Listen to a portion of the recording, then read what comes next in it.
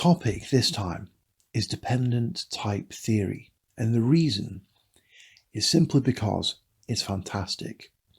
Dependent type theory offers a new foundation for mathematics, and it serves as a foundation for all sorts of amazingly powerful computer programming languages.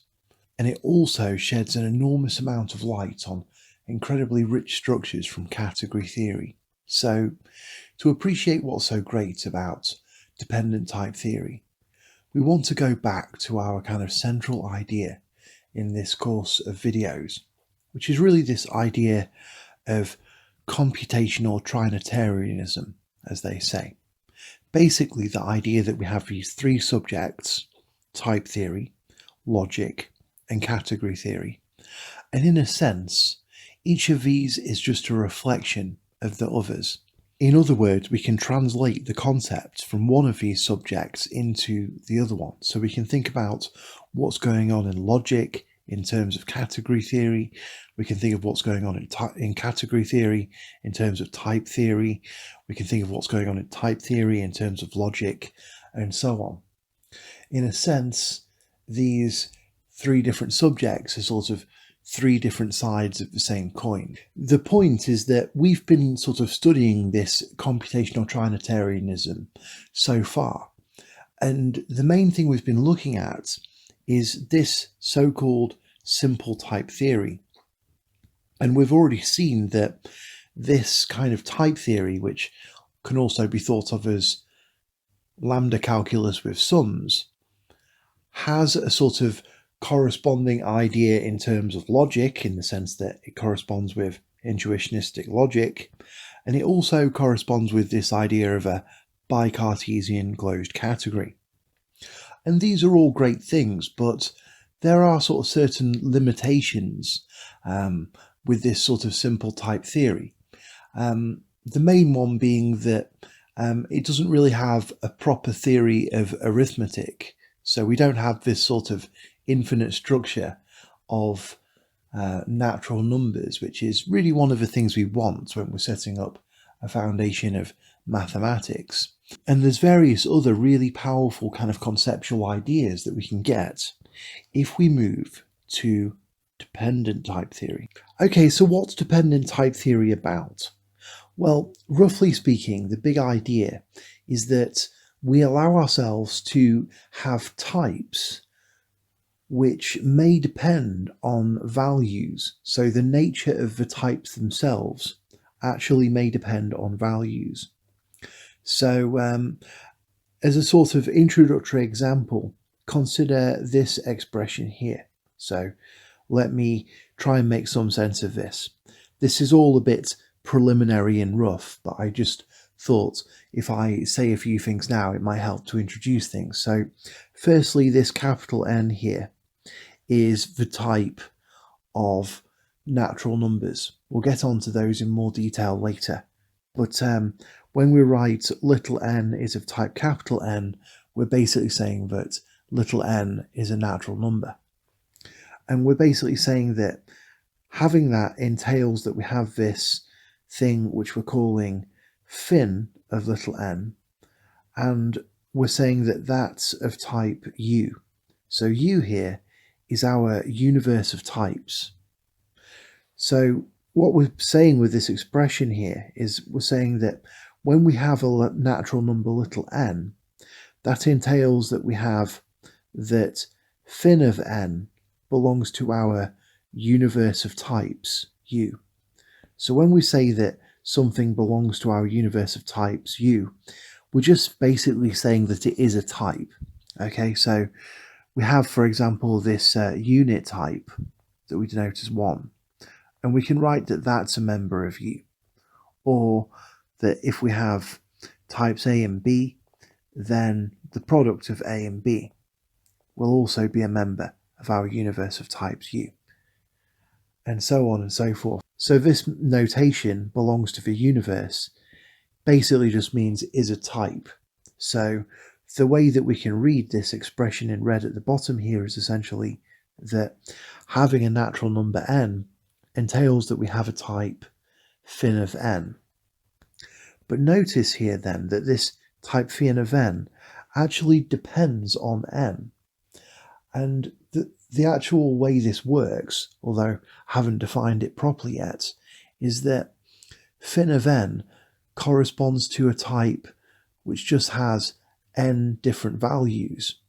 It's sort of modeling the finite set of n elements. So I've done a kind of illustration here of phi of 2 up here, and notice that phi of 2, we can think of it as a sort of set with two elements or values, 0 subscript 2 and 1 subscript 2.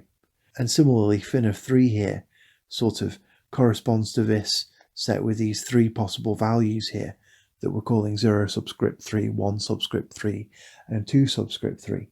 And of course, in general, phi of n is going to correspond to a kind of finite set with n elements in it.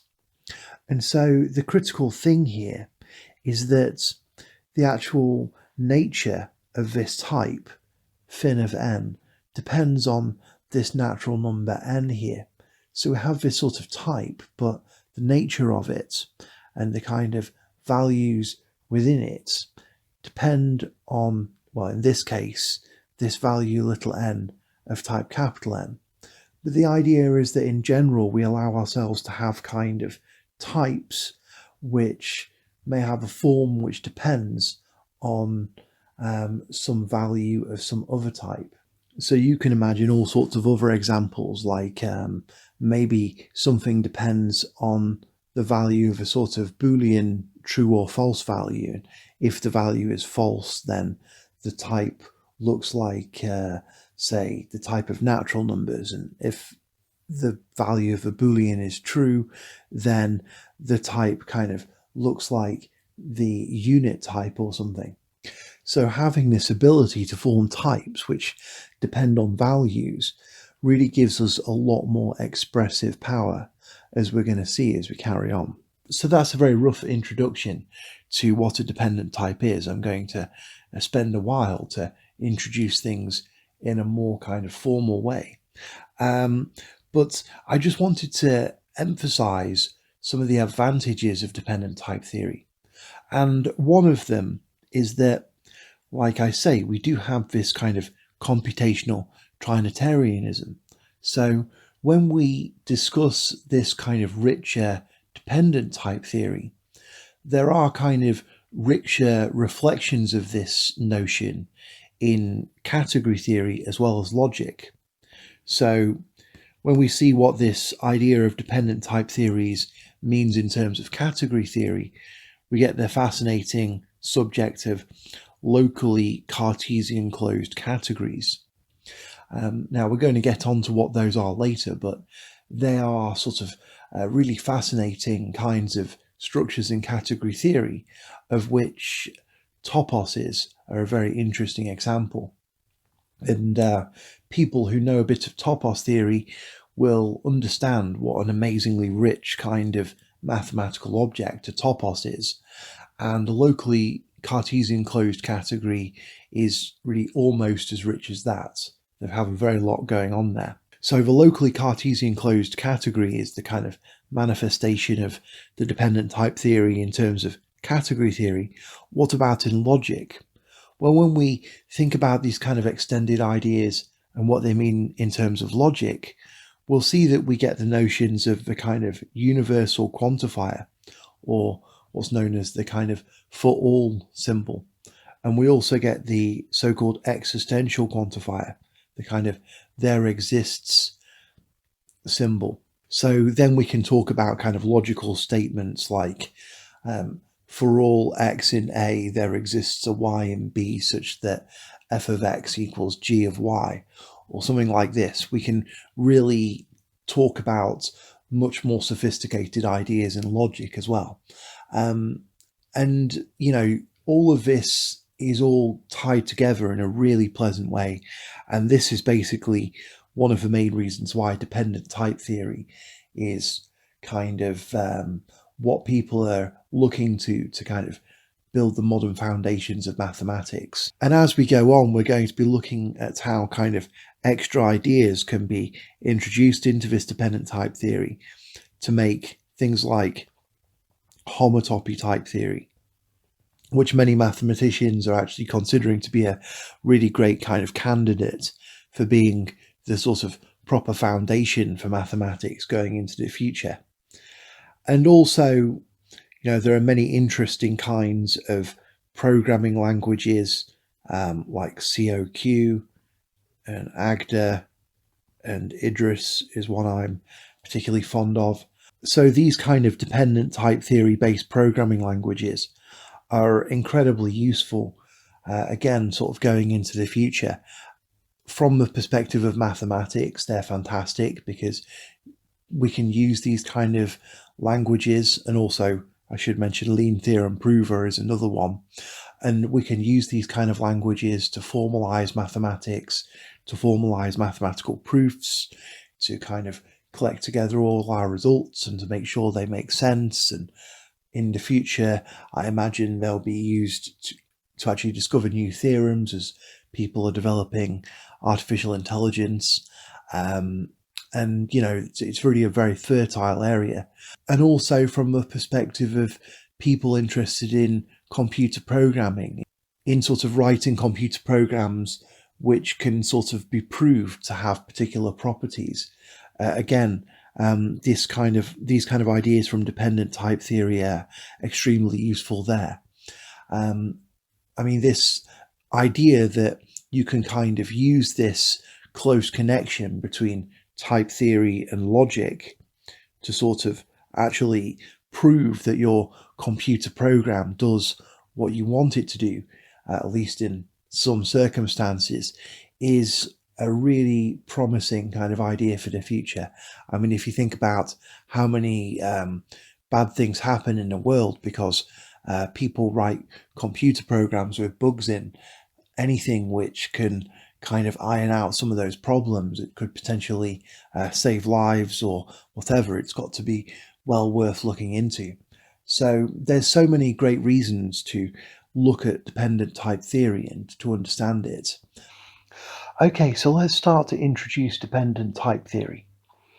Now, I'm going to talk about the sort of flavor of dependent type theory that is described in the homotopy type theory book.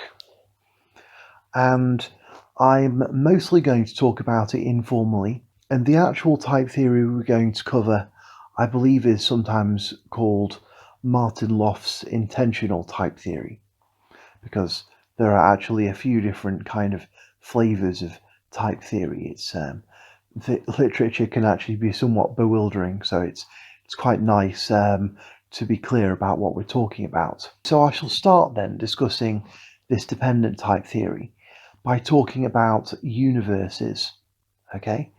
Because the fact that we can form types which may sort of have their nature depending on values means we sort of have to be a bit more careful about how we're forming types. And so we want to think about the kind of mathematical objects that we can make a bit more clearly. And so let's start by thinking about how would we say that X is a type. Okay, so the way that we'd say this in dependent type theory is we would write X is a member of, let's say, U0. Okay, so what's U0 here? Well, U0 is what we call a type universe. Okay, it's a type universe. And so what is that? Well, U0 is itself a type, and the members of U0 are also types. So this idea it's sort of a more careful version of the kind of idea of the set of all sets. So we can think of this type universe U0 as something like a very large collection that has lots and lots of the types that we'd be interested in as members. So for example, we're interested in things like the empty type, the unit type summed with the unit type, and we can go on. And lots of these things, also the natural number type, and we can go on. We can think of all of these things as members of this universe U0, okay? So are we then to think of U0 as something that holds every possible type, something like the set of all sets? Well, it's actually important that we don't make that assumption, because that actually leads to paradoxes, okay? If you start defining things like the set of all sets, or some kind of a container that holds everything, then there are various kind of mathematical paradoxes that crop up. So it turns out, sort of intrinsically from the rules of this theory, that most of the kind of mathematical objects that we're going to be using on a kind of day-to-day basis can just be thought of as members of this type universe U0, but also we can think of this universe U0 as being a member of the type universe U1. This is a sort of another universe, which is a sort of another level up, okay? And then we can think that we have a kind of infinite hierarchy of universes. So U1 is a member of universe U2, and so on. And we can imagine that this hierarchy of universes goes on forever. And this is a good way to sort of avoid these kind of paradoxes. And it also lets us always say, when we have a kind of value, we can say what kind of type that has. So U2 has type U3 and so on. And in fact, the way that these things are set up is that these universes are sort of cumulative. So anything like this X here, which is of type U0, can also be considered to be a member of U1 or U2 and so on. So anything in a given universe could also be considered to belong to a sort of higher level universe as well. So it's kind of, as we go up this hierarchy of type universes, there's kind of more and more things which are there. Okay, so now I'm going to introduce the new ideas that come in with dependent type theory in a sort of informal way, because I want to introduce the things that are new in dependent type theory. And much like simple type theory, dependent type theory is really a formal system. It's really dependent on some kind of formal rules, and it has many kind of interpretations. However, one of those interpretations is sort of modeling what's going on in set theory. And so it's a good idea to start with, to try and think about what all this stuff is supposed to represent in set theory. So the first thing is that we're going to encounter a type of natural numbers. Okay, so this is sort of modeling the set of natural numbers. So that means we're going to be able to talk about expressions like this. So here, this capital N is our type of natural numbers. And what this expression on the right is saying is that we have x plus 1. And here, when I say plus 1, I mean just adding 1 in the sense of arithmetic. Okay, so what this expression on the right is basically saying is that we have this natural number x, and we're going to add 1 to it, and that's giving us something of type n. So it's giving us another natural number. And so in a similar way to what we saw in simple type theory, we basically have this idea of contexts. So the way we can read this expression here is that we say that in the context where x is of the type n, so in the context where x is a natural number, that entails that x plus 1 is a natural number. And so we can think of this kind of expression here.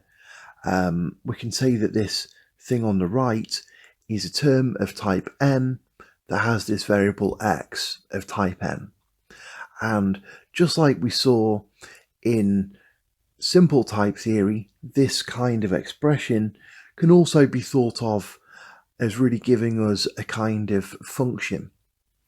Okay, so in particular, if we take this expression on the right and then we kind of introduce a lambda, then we can think of this resulting expression lambda x dot x plus 1. We can think of this as a function from n to n, or if you like, we can think of this expression here as a member of the type of functions from n to n. Now basically what this sort of means when we sort of take this type n term here, x plus 1, and we kind of wrap it in this lambda thing, is basically that we've just formed a function which is ready to take this input x and then return x plus 1. So for example, we can apply this function to a given input.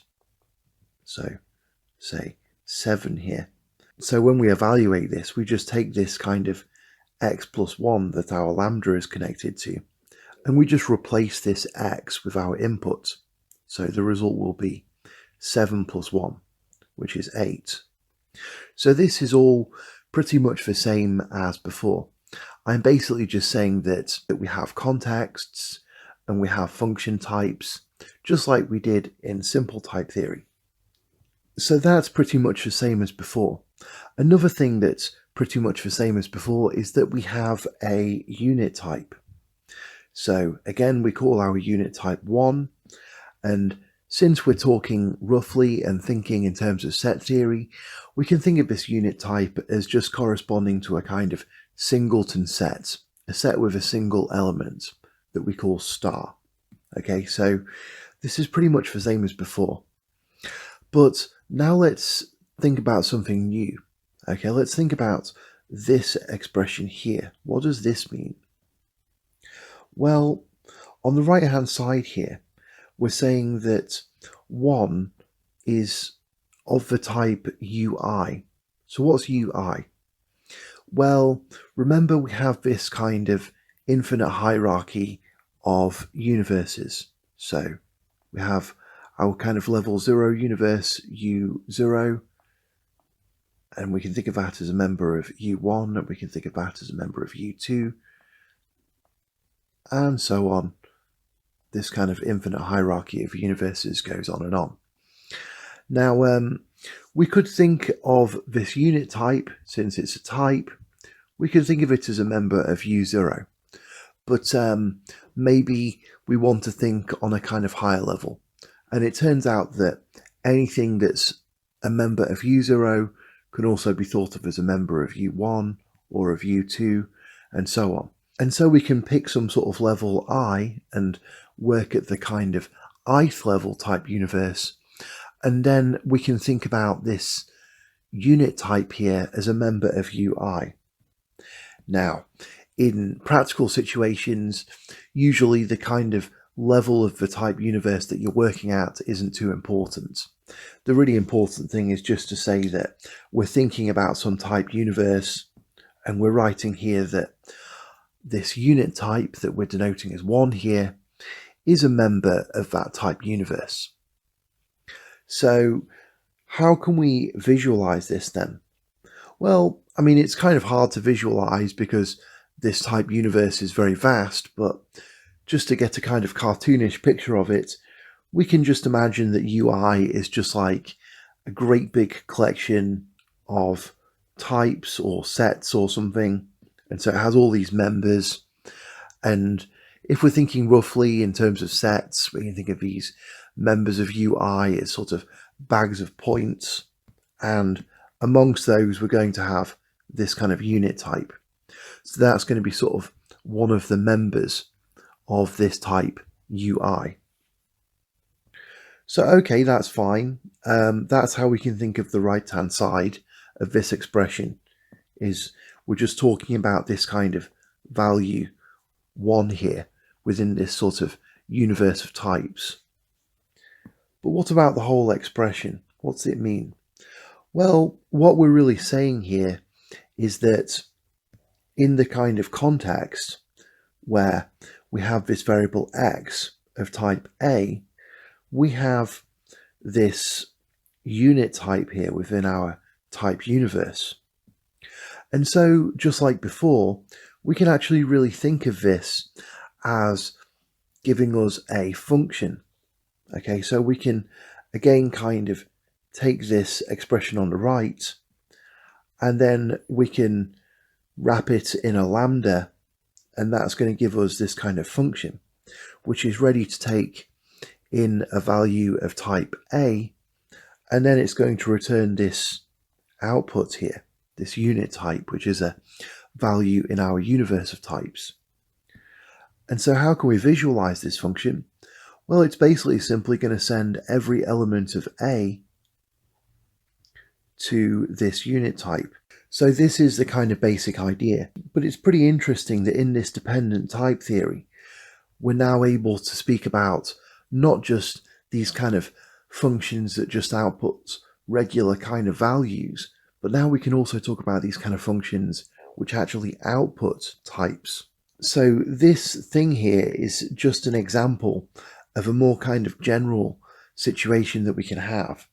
So more generally, if we have some type A, we can have the idea of having a sort of function B, which is a function from A to our universe of types.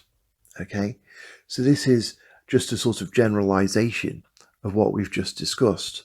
Really, we can kind of visualize this situation like this. Okay, we have some type A, so we could think of that kind of naively as something like a set with some values in it, like A1, A2, A3, and so on. And what we're really doing is we are associating each of the values in that set with a type. Okay, so we can think that A1 is associated with this type BA1, A2 is associated with this type BA2, and so on.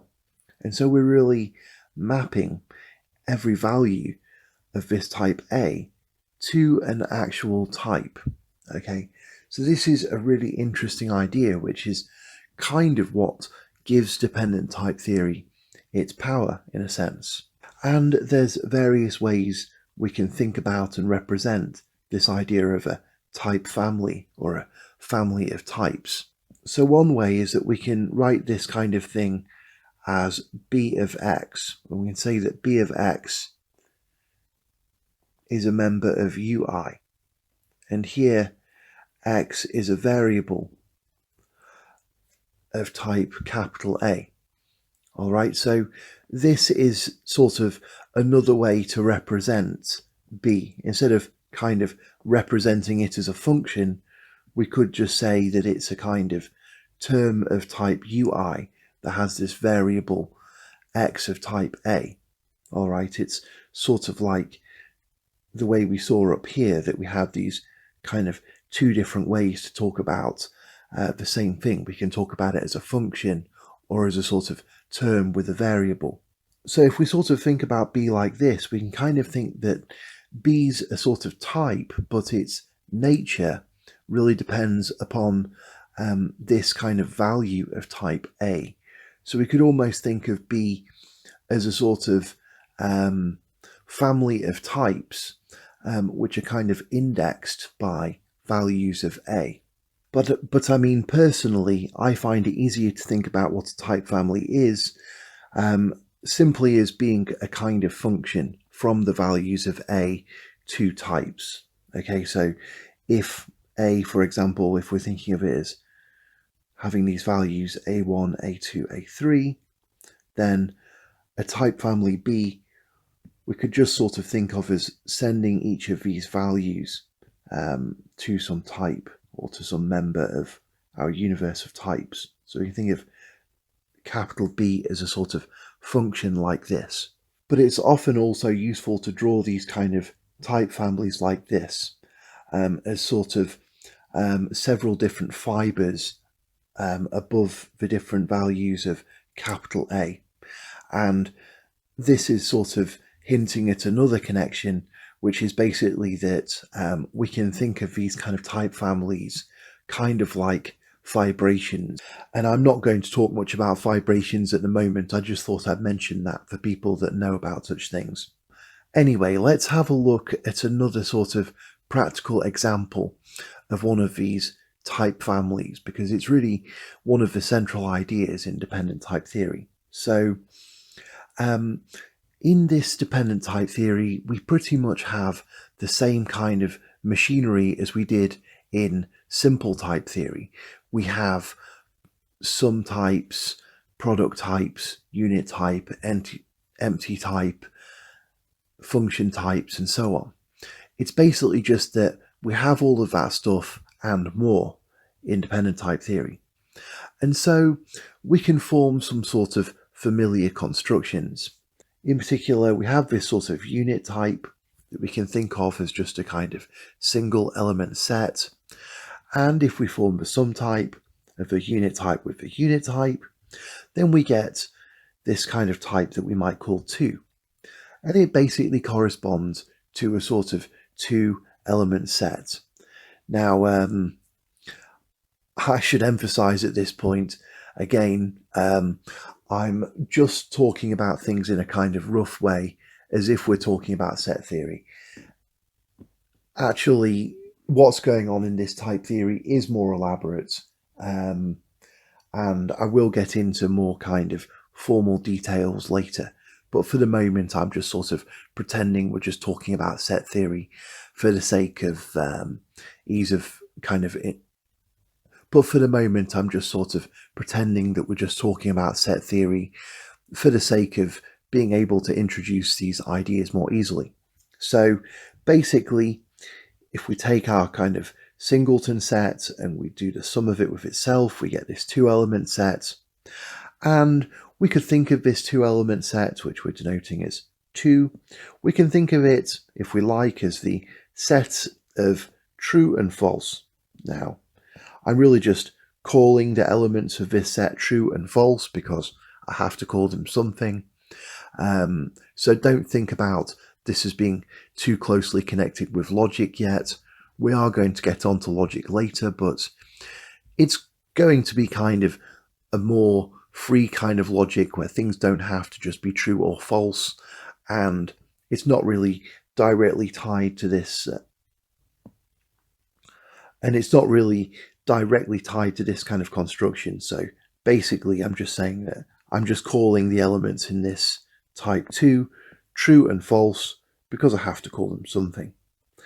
So basically then we can now form a kind of type family using this type 2 here, okay, because we have these 2 elements, and so if we send them to different types, then that's going to give us a function from 2 to our universe of types, and that's going to be defining a type family. So the way we can do this, why don't we send false to the unit type, and we'll send true to our type of natural numbers, n, and then that's going to define for us a kind of type family. So we have our sort of universe of types here. I've just drawn a few members of it. And so now let's define this kind of function that sends false to the unit type and it sends true to the type of natural numbers. And let's call this function d. So here we can think of d as a kind of function from 2 to our universe of types. And it's really defining a kind of type family for us. So here we have this type family D here, and we can think of it as a function from 2 to our type universe. We can think of it as a sort of family of types indexed by elements of 2, and it's going to be sending false to the unit type and true to the type of natural numbers. Now, so we can basically draw this kind of type family a bit like this. And how could we actually form this unit type in practice?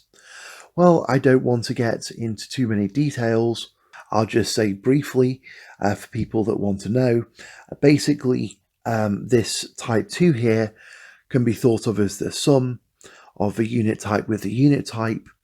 And we can think that we have a kind of function sending the element of the unit type to the unit type, that function f. And we also have a function g sending the element of the unit type to the natural number type.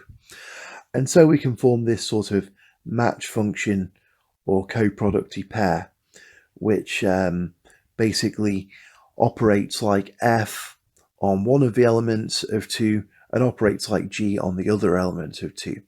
And that will basically define this kind of type family D that we want to cook up. Okay, so now we have this idea of type families. Let's talk about some things that we can do with them. So one thing we can do is to form a very interesting new kind of type called a dependent pair type or a sigma type. All right, so the setup is that we have some type A and we have some type family B. So we can think of B as a function from A to our universe of types, UI. And with these things, we can form this dependent pair type. And we write this like this. So we write it as sigma x in A of B of x. So this x here is a variable of type A, and this kind of gets bound to this expression. And this is actually a type. So just like we have product types and so on, this whole expression I've circled here in green is itself a type. And so as a type, since we're introducing things kind of informally, we can just think about this kind of thing for now as a set. So what are the members of this type? Well, a member of this type, for example, A comma B, is going to be a value little a of type capital A paired with a value little b of type capital B of A. All right, so this is basically the idea of these dependent pair types or sigma types. So I'll get into some examples in a moment, but just to illustrate the idea, basically we might write that little a comma little b is a member of this dependent pair type. And basically that means that little a is a member of type A and little b is a member of capital B of little a. So let's illustrate the idea properly now. So firstly, we have this type family. And as I've already mentioned, we can sort of visualize this by thinking of our type A, which is sometimes called the base space. We can draw that at the bottom, and then above the different values of A, we can draw these types, like for example, B of A1 is above A1, and B of A2 is above A2, and so on. And so then a member of this dependent pair type is going to be a member of A paired with a sort of element of the kind of fiber that's drawn above it. So for example, A1, 2 here is a member of this sigma type, this dependent pair type, because it's a pair of a value A1 from capital A together with a value 2 from capital B of A1. So let me try and explain why this kind of sigma type has this kind of notation like it does. So think about the idea of doing the sum of two types. That's basically going to be the kind of discriminated or disjoint union of the two kind of sets involved when we're thinking set theoretically as we are at the moment. And you see that, and you can see from these pictures that basically this type here, this sigma of x in A of B of x, is basically kind of like the sum of these different fibers. But these kind of elements from these fibers are being tagged according to the kind of elements of A that they lie over. Okay, so we can regard these kind of three different types here, B of A1 and B of A2 and B of A3. Let's call those fibers.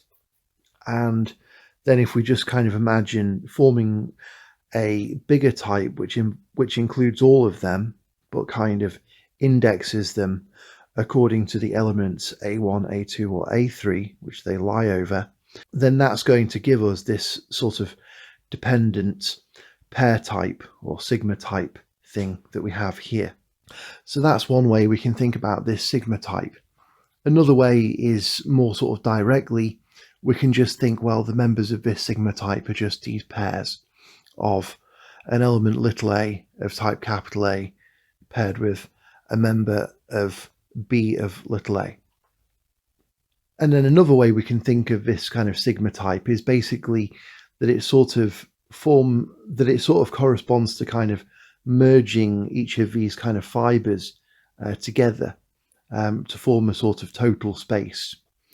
And there's also, interestingly, there's a sort of projection function which allows us to actually go from the sigma type back to the kind of base space A. And so there's a sort of projection function like this, which we might call PR1, which just sends each of these kind of pairs, each of these values of this sigma type to the kind of first entry in its pair. And so that gives us this function PR1 from this sigma type to A. And there's actually also a second projection as well, but that's more complicated, so I'm not going to mention that at the moment. So sigma types are pretty important, so let's have a look at another example, make sure we've understood the idea. So remember this type family D that we were talking about. So this type family D was sort of sending false to the unit type and sending true to the natural number type. And so we've mapped each of these values, true and false, of this type 2 to types themselves. Okay, let's now think about what this sigma type x into of dx is. So that's going to be the collection of pairs of a value in 2 together with a member of the sort of appropriate D type. So an example of a value of this kind of sigma type here would be this one here. So we pick a value false of type 2, and then we pick this value star, which is in D of false. Or another example would be this one here.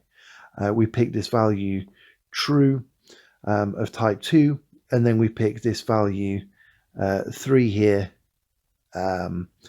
in D of true. Okay, so one interesting thing about sigma types is that product types are actually a kind of special case of sigma types.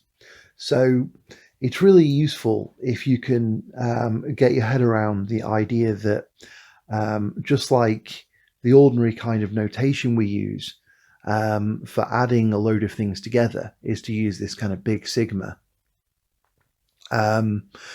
In a similar way, we can really think of a sigma type like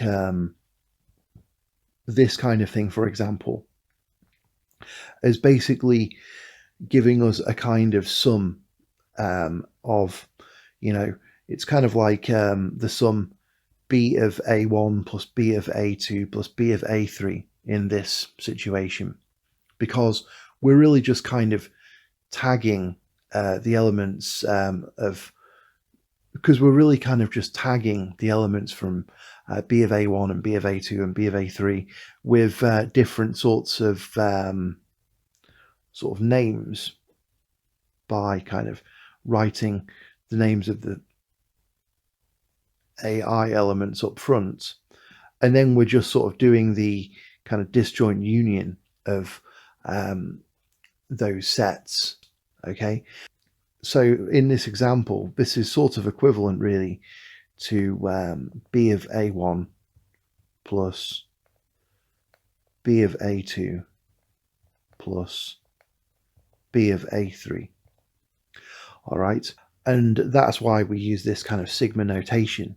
Okay, so now we've got our head around that. We can see why we have this connection with product types.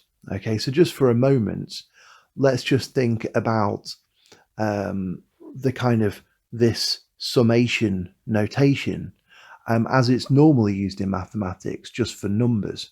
Okay, so for a moment, let's just think about ordinary kind of arithmetic. So what would it mean, for example, if we wrote for I in 1, 2, 3, we want to add 7? Well, that would simply mean 7 plus 7 plus 7. And that would be 3 times 7, right? Because we're adding 7 3 times. So this is this simple idea in arithmetic that when we're adding a load of things together, if all of those things are the same, then we can express that result using multiplication. And it turns out that we really have a very similar kind of idea when we're talking about type theory. Okay, so let's stop talking about arithmetic now. Now think about the meaning of this when each of these bx's is the same, when it's corresponding to the same kind of type. All right. So in this case, we'd really be doing the sum of a load of copies of the same type. Okay, so a way that we can think about this type family B of X is we can really think that what we have is that B here is a term of type UI, and B may have some kind of variable X of type A. So the nature of this type B might depend on which value is allocated to this kind of variable X of type A. So thinking of it that way, let's now consider the case where this B here is actually independent of X. Okay. In other words, let's think about the case where this B is really a constant type. So we'll think about the case where B actually doesn't change when we change our kind of allocated value. So we'll think about the case where capital B really corresponds to a constant type now, where it doesn't change as we vary this kind of value from type A.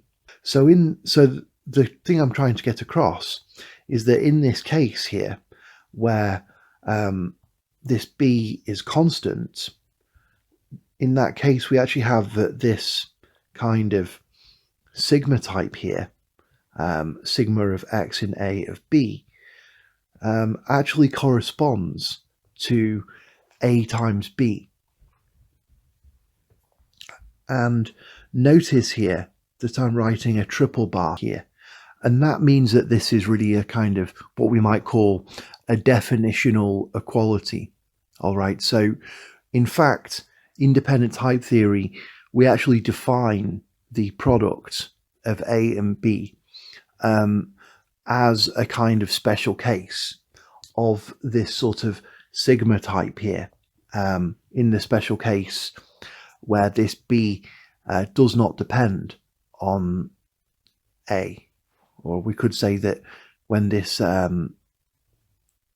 B here, this type is constant. So in that case, you see that we actually get this product type A times B. And we can sort of see this visually or kind of set theoretically, because in this scenario where B is always the same, no matter which value of A we pick, we can sort of draw this situation like this, okay? So no matter whether we have A1 or A2 or A3, the sort of B associated with that is always going to be the same type. And so when we sort of sum together these fibers, we've really just got kind of multiple copies of the same thing. And together, they're going to give us this kind of product type. And we can really see this sort of relationship here between sigma types and products more directly as well, because we can just ask, well, what's it mean to have a member of this sigma type? Well, that's going to be a value little a of type capital A together with a value little b of type capital B of A. But in this case where capital B is constant, this capital B isn't even going to depend on that A. So a member of this sigma type is simply a pair of a member of type A and a member of type B, and hence corresponds to a member of this sort of product type here. So there's more to be said about sigma types, but I'm sort of trying to give an intuitive overview of what's going on. But I think I ought to mention now this connection with logic a little bit, because this is also very, very interesting.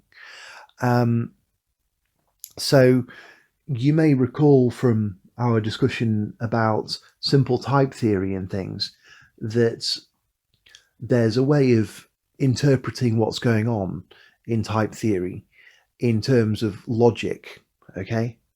So the basic idea is that we can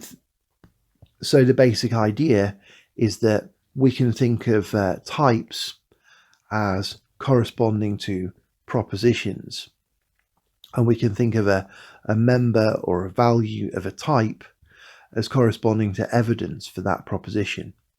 So like if we have a type Q, well, if we're thinking of it set theoretically, we might sort of think of it as something like a set, although, as I've said, this is a little bit of a simplification sometimes, but we can think of it maybe as a set with some members.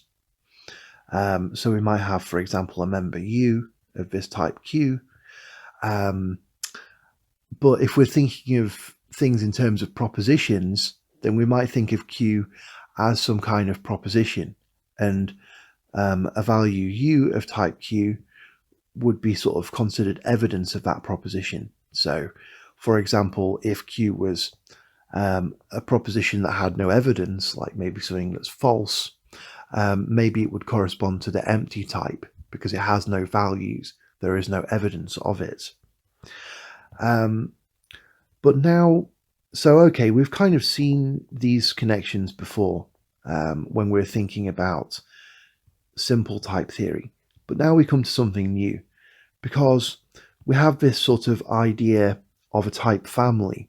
Okay, so think about this capital B as a function from the values of type A to members of our universe of types. Okay, so how would we think about this in terms of logic? Well, it's kind of interesting because we can, in a sense, think about this as something like a kind of predicate on A. All right, so what I mean is, think about this kind of situation that I've illustrated. So for each value of type A, we have a sort of type associated with it. So we have, for A1, we have B of A1, for A2, we have this type B of A2, and for A3, we have this type B of A3. So then we can think of these, we can think of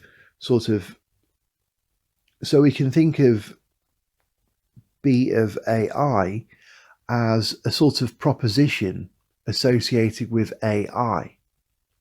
And that might be true or false, and there might be evidence for it or not. So to give a very sort of fuzzy example, we could imagine that capital A here sort of corresponded to a collection of, say, three men, man A1 and man A2 and man A3. And then maybe we could think that B of AI sort of corresponds in a fuzzy sense to the proposition that man AI is a blacksmith. Okay, so that's the sort of predicate on capital A. So it might be true that man A1 is a blacksmith, and it might be true that man A3 is a blacksmith, but it might be false that man A2 is a blacksmith. And so the way that we can then think of this sort of type, and so the way that we can then think of this sort of type family, B, which is associating each of the values of A with a type, is it's a sort of predicate on capital A. It's associating each of these values of capital A with this kind of proposition, which might be true or false. And so in this case, for example, we have sort of evidence that, so in this case, for example, there are values of BA1, so we can find evidence that man A1 is a blacksmith, but there are no values in BA2, so there's no evidence that man A2 is a blacksmith, and so on. So okay, fine, we have this kind of connection with logic then. And so is there a way to think about what these sigma types mean in terms of logic? And there's a very, very interesting connection here, because what's it mean to have a value P of this sigma type, of the type sigma of x in A of capital B of x? Well, what is such a value? Well, it's going to be a member of type A together with a value in the sort of type indexed by that value of A. But the interesting idea, and I think this is really quite fascinating, is that another way, but the fascinating idea, I think, is that another way we can think about a value of this sigma type is we can think of it as being evidence that there exists an x in A such that this kind of proposition B of x is true. Okay, so this is making this connection with this so-called existential quantifier, which is denoted by this backwards capital E.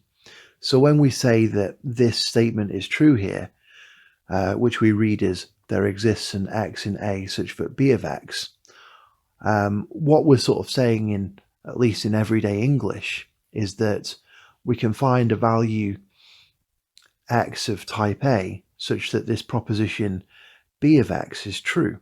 Okay, but now let's think about this kind of idea of a type family as a predicate again. Okay, so consider again this kind of blacksmith example. So let's produce a member of this kind of sigma type. Okay, so how about A1, 2? All right, that's a member of this sigma type. So how are we to think about this logically? Well, what is this pair? It's a member of A1 together with this thing here, which sort of, if we're thinking logically, we can say that this is evidence of this proposition B of A1. All right, so in terms of our kind of blacksmith example, this kind of pair here is a man A1 together with this evidence, which we're writing as 2, which is evidence that this man A1 is a blacksmith. And do you see now that this can actually be considered to be a proof of this kind of statement here about existence, right? We've proved that there exists a man in our kind of collection of 3 men, our collection capital A. We've proved that amongst these 3 men, there exists a man who is a blacksmith. We've proved that there exists a value x in A, such that B of x holds true, because we've produced a value A1 of capital A, together with the proof that the sort of proposition capital B of A1 holds true. Or, if you like, we've found a man A1 and a proof that this man A1 is a blacksmith, and therefore we've proved that there exists a man who is a blacksmith.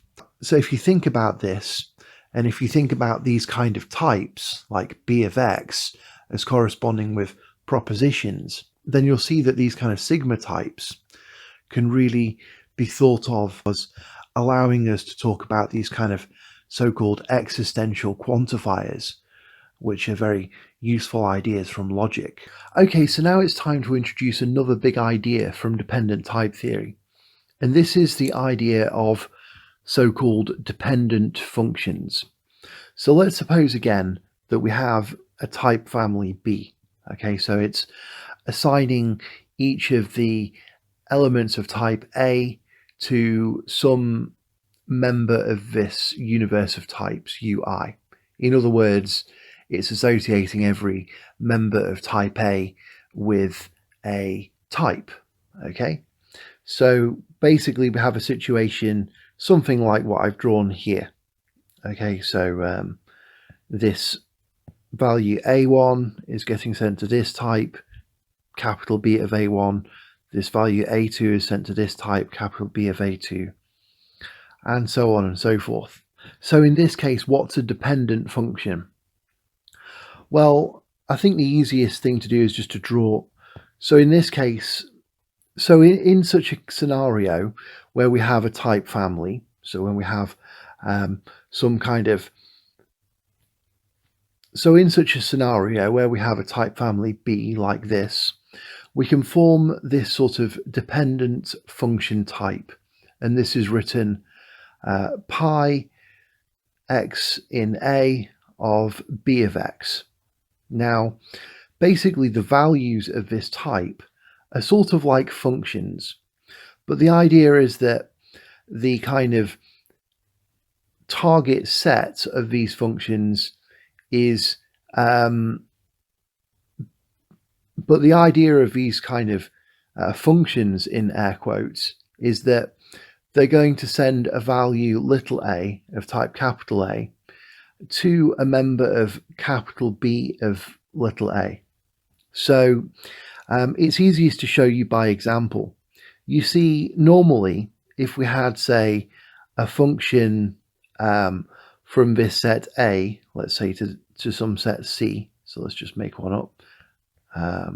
So we had a set like this, then an ordinary function would just associate every value of A with some value of C. Okay, but the idea of these dependent functions is that they might not send each element of capital A to the same set. The actual sort of target set of the function may differ with the value that that function's operating on. So in particular, a dependent function is going to send A1 to some member of B of A1, and it's going to send A2 to a member of B of A2, and A3 is going to get sent to some member of B of A3. And a kind of setup like that, where each element little a of capital A is sent to some element of capital B of A, that's what constitutes a so-called dependent function, a member of this kind of pi type or dependent function type, pi of x in A of capital B of x.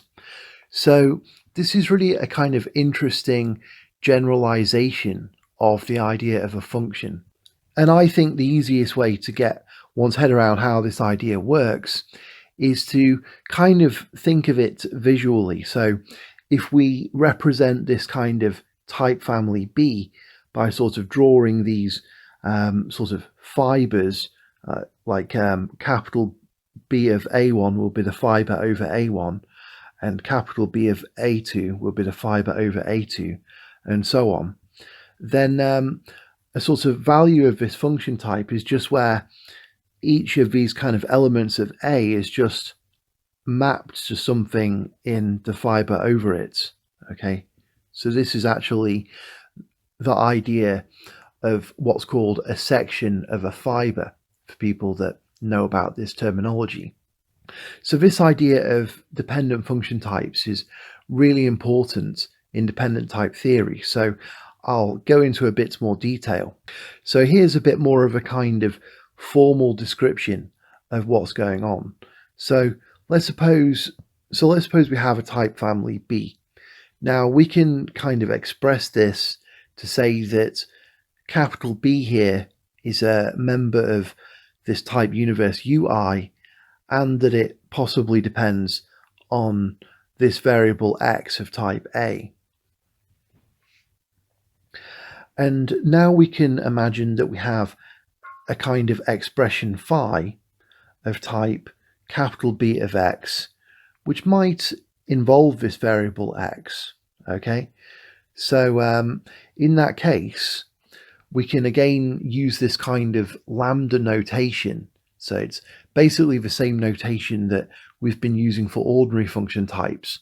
And we can just kind of use the same notation for this sort of generalized situation where we have these dependent function types. So if we now write lambda x of type A dot phi, so the idea then is that we can use this sort of lambda notation, the same notation that we used for ordinary function types, and we can sort of generalize the situation. So we can also use this sort of lambda notation to describe these dependent function types. So when we write lambda x of type capital A dot phi, that's going to be a sort of dependent function, member of this pi type here, pi of x in A of B of x. And the basic idea of how to use something like this is that if we have a particular value, little a, of type capital A, and we wanted to actually operate this kind of function we're cooking up, this lambda x dot phi thing, we'll say we wanted to operate that on this value little a of type capital A. Well, that's going to give us a value of capital B of A. And the way we get this value is we take phi and we replace each of the kind of occurrences of the variable x with the actual value little a. And that's going to give us a specific value of type capital B of A. So let's look at a specific example so we can understand better what's going on here. So I know I haven't formally introduced this idea of natural numbers yet, but I think it's pretty clear what the idea is going to be. And so let's consider a type family which is sort of indexed by natural numbers. Okay, so we could say E is a function from natural numbers to our universe of types, or that we have a type E which may depend on this natural number n. And the way this is going to work is that E of n, we're going to imagine, basically corresponds to this sort of, well, we can really think of it as a set of n plus 1 elements, which are going to be kind of labelled 0, 1, 2, all the way up to n. And we put this subscript n plus 1 here, just to remind us that we really have a kind of collection of n plus 1 elements here. So if you want to connect this back to what we've discussed before, you can really think that E of n is really corresponding to a sort of finite set of n plus 1 elements.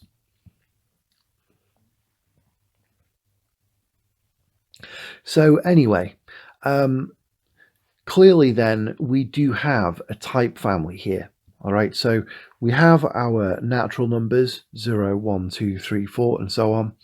And for each of them, we have a kind of type associated with them.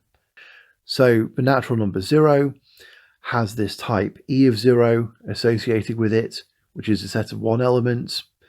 The natural number 1 has this type E of 1 associated with it, which is this set of 2 elements.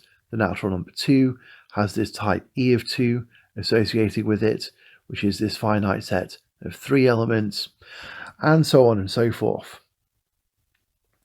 And so we can then imagine a dependent function type. And what this is going to be doing is it's going to be sending every natural number n to a member of En. So why don't we pick the member with the kind of largest number in its name? Okay, so we'll send 0 to 0, 1, we'll send 1 to 1, 2, we'll send 2 to 2, 3, and so on. So this function which we're specifying, we could give it a name, maybe we'll call it g, and this is going to be a member of this dependent function type.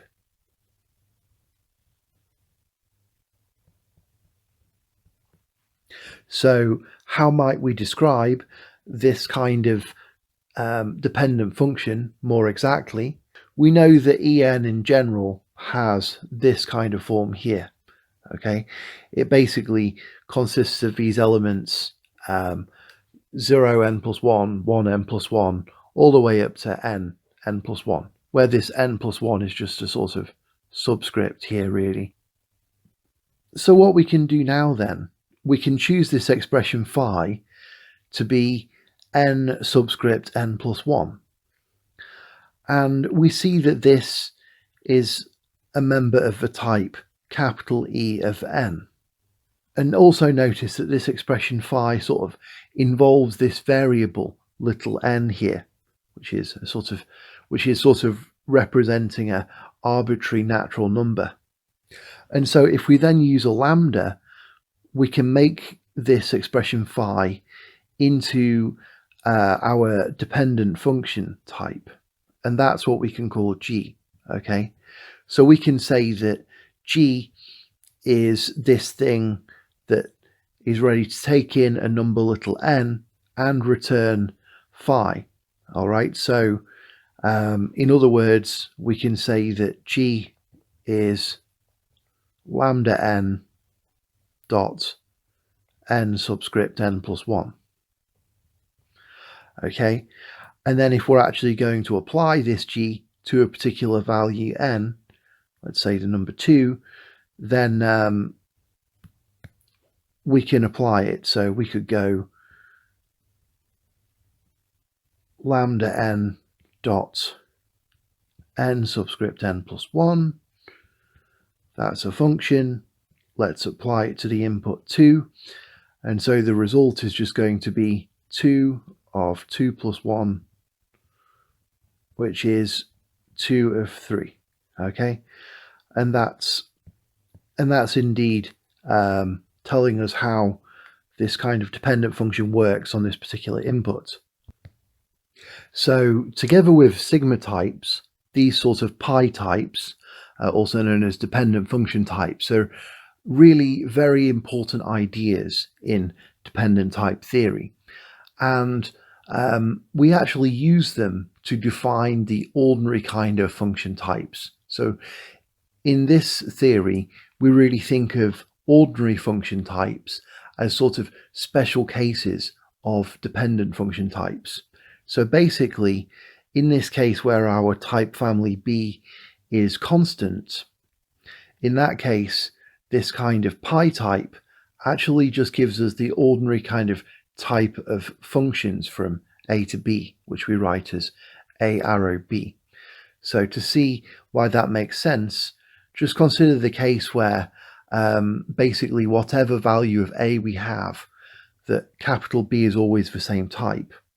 And in that case, what's a dependent function? And in that case, what's a member of this pi type in this case? Well, it's going to assign a value of, well, it's going to assign value A1 to some member of type B. And it's going to send value A2 to some member of type B. And it's going to send A3 to some member of type B. So basically, because the kind of target set is no longer varying, because it's now fixed, because it's constant, we have in this case where B is constant, we have that a member of this pi type here, in this case, really just corresponds to an ordinary kind of function from A to B. So basically, when we're doing dependent type theory, we just think of an ordinary function type as a special kind of case of a dependent function type. And so this idea of dependent function types is really enormously powerful. And I think this next example kind of illustrates this. So as I'm sure you can imagine, each of the kind of types in our dependent type theory has an identity function. Okay, so basically, again, I know it's a bit fuzzy, but if we think of each of our types as sort of corresponding to a set, then there's going to be a sort of function from each type to itself, which is like an identity function. It doesn't actually change anything. It just maps each element to itself. Okay, so basically, if we have a type A, then there's going to be an identity function, which we could write as ID subscript A, and that's going to be a function from A to A. It's going to have the property that IDA of X is always equal to X. Okay, it maps every element to itself. But here's the very interesting idea. We can actually represent our type like this. So basically the kind of idea here is that we can describe all of these identity functions for all of the different types, all of the different members of our type universe U. We can describe how they all work sort of simultaneously. So what this notation is really saying here is that we have a sort of dependent function which, given any sort of type, capital A, or if you like, given any member, capital A, of our type universe, gives us a value of this type. So in other words, given any type capital A, this ID thing gives us a function from capital A to itself. So if we actually pick some specific value, so some specific type, let's say A star, which is a member of our universe of types, then the kind of function that ID maps that A star to, we'll write that as ID subscript A star, and that's just going to be a value of this type of functions from A star to itself. And we see actually the way that these functions are defined as well. So we have this kind of expression saying that basically this function which we're kind of picking out is literally just an identity function. It just doesn't alter the input at all. Okay, But it's pretty beautiful, I think, that we can describe how all of these functions work simultaneously using this kind of notation. And there's lots of other places where we can use this kind of idea. Basically, having this kind of pi type notation allows us to talk about things that have parameters in a very kind of succinct way. So it sort of allows us to talk about the idea that basically when we're specifying an identity function, what we have to do is pick a type A and pick a function from A to A, and then we'll have some more expressions telling us how those functions actually work, like we do here. So that's a little bit about these kind of pi types. I also want to say something about how this idea connects with logic, because this is also really interesting. So if you remember, this sigma type here basically corresponds to this idea of what's called existential quantifiers in logic, or kind of there exists statements, if you like. And in a kind of analogous way, these pi types correspond with for all statements, or universal quantifiers. So here's basically the idea. When we have this type family B, that's going to be sending the values of capital A to types. And so we can think of such a kind of type family B as a sort of predicate on A, if you like, because we're associating each value little a of capital A with a sort of type capital B of A. And we can think of that, if we're thinking of these kind of types as propositions, then we can think of capital B of A sort of like a proposition, okay? A member of this type, if we can produce one, would correspond to sort of evidence of this proposition, capital B of A. And so another kind of good example, I like this example anyway, is maybe we can think of capital A here as having these three values, A1, A2, A3. And maybe these correspond to three men, man A1, man A2, and man A3. And then we could think maybe that capital B of AI sort of corresponds to this kind of proposition that man AI is a blacksmith. Okay. So basically the idea then is that if we consider this statement here, it says for all x of type A, we have that this proposition B of x is true. Okay, so we can consider what evidence for something like this would look like. And basically it would be a sort of demonstration that proposition B of x is true for every value x of type A. Or if we convert that back into type theory, it would be exhibiting an occupant of the type capital B of x for every value x of type A. But that's just what one of these dependent functions does, right? A dependent function, a member of this pi type, that's just what it does. It associates every value AI with a member of capital B of AI. So for every value AI of type capital A, we're able to produce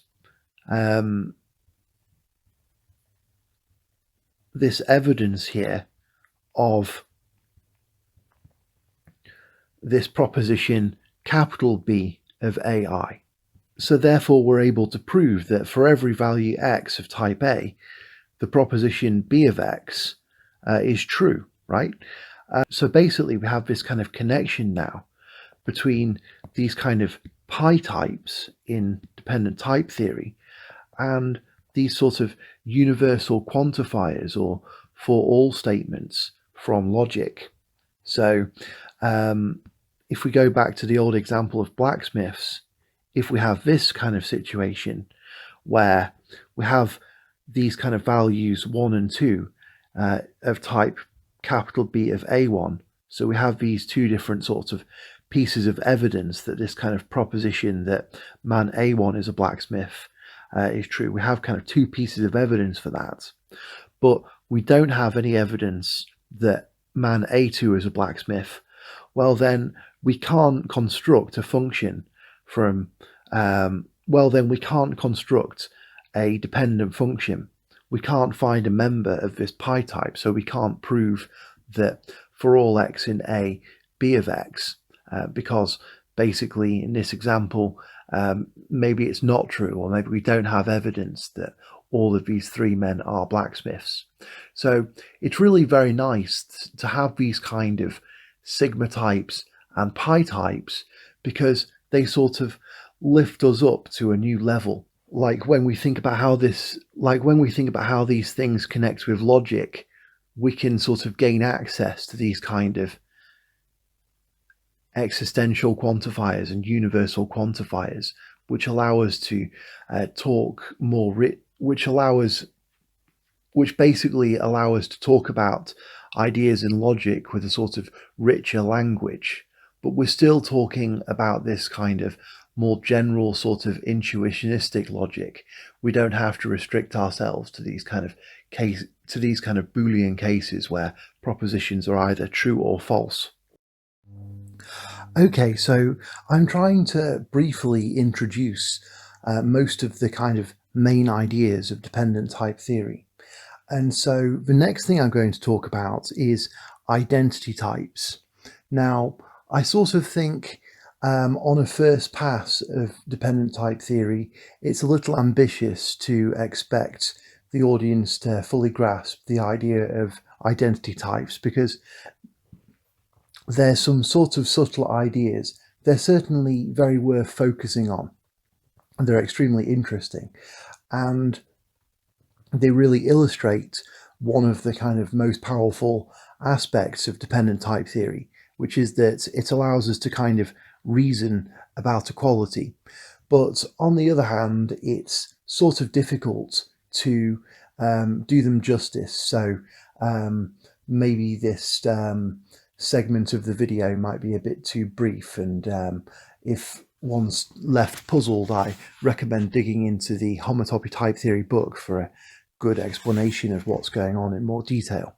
So the basic idea is that if we have some type capital A and we have a couple of values A and A dash of that type, then we can form a new type which we write as A equals A dash. And this is a type, and it's called an identity type. So there's essentially an identity type for any ordered pair of values which have the same type, all right? And a great way to visualize this is that we can think of the kind of members of this identity type, A equals A dash, as paths from A to A dash. Or alternatively, we can sort of think of this kind of type, A equals A dash, as a sort of proposition, right? Remember, we like to do this kind of flip-flopping between thinking about these things as types and thinking about these things as kind of propositions, exploiting this kind of connection with logic, this kind of correspondence between type theory and logic. So in terms of logic, we can think of A equals A dash as a sort of proposition that A is equal to A dash. And so then a member of this type, A equals A dash, would be considered a proof that A equals A dash. So think about, for example, doing arithmetic and having two kind of expressions in arithmetic that evaluate to the same answer. Now, there's sort of some work involved in evaluating those expressions and showing they're equal. So there's sort of some work in producing a proof, and somehow this would kind of correspond with a sort of path from one thing to the other. And these sort of paths from one point to another have a more kind of concrete interpretation when we can think of our type theory in terms of sort of homotopy theory. But we're not going to get into that in this video. For now, let's just sort of fuzzily think of this identity type of the members of it as sort of pieces of evidence that A is equal to A dash, or as a sort of path from A to A dash, kind of maybe illustrating a way to continuously deform the object A to become the object A dash. Now, of course, if A is not equal to A dash, then this identity type would be empty, all right, because then there'd be no way to show that A and A dash are propositionally equal. So I want to point out something about equality here, which is important. Sometimes we use this kind of triple bar notation, okay? So we might say U triple bar V, and that means that U and V are sort of judgmentally equal, or if you like, kind of equal by definition. So this encapsulates, for example, the idea of defining something to have a particular value or whatever. Whereas on the other hand, if we said that E is of the type U equals V, what we'd be saying there is that E is a member of this identity type. And in that case, we can think of E as kind of evidence that U and V are propositionally equal. So they're sort of equal because of kind of consequences of how they're defined in such a way that has to be proved, as opposed to just being sort of defined as equal. So this is a kind of subtle distinction, but it's a really very important one, and it's one that's seldom done in kind of a lot of practical mathematics, and it's something that kind of weakens the subject as a result. It's important, if you're really being precise, to sort of distinguish between things which you define to be equal and things which end up being equal as a sort of knock-on effect of the theory in a way that you have to actually prove.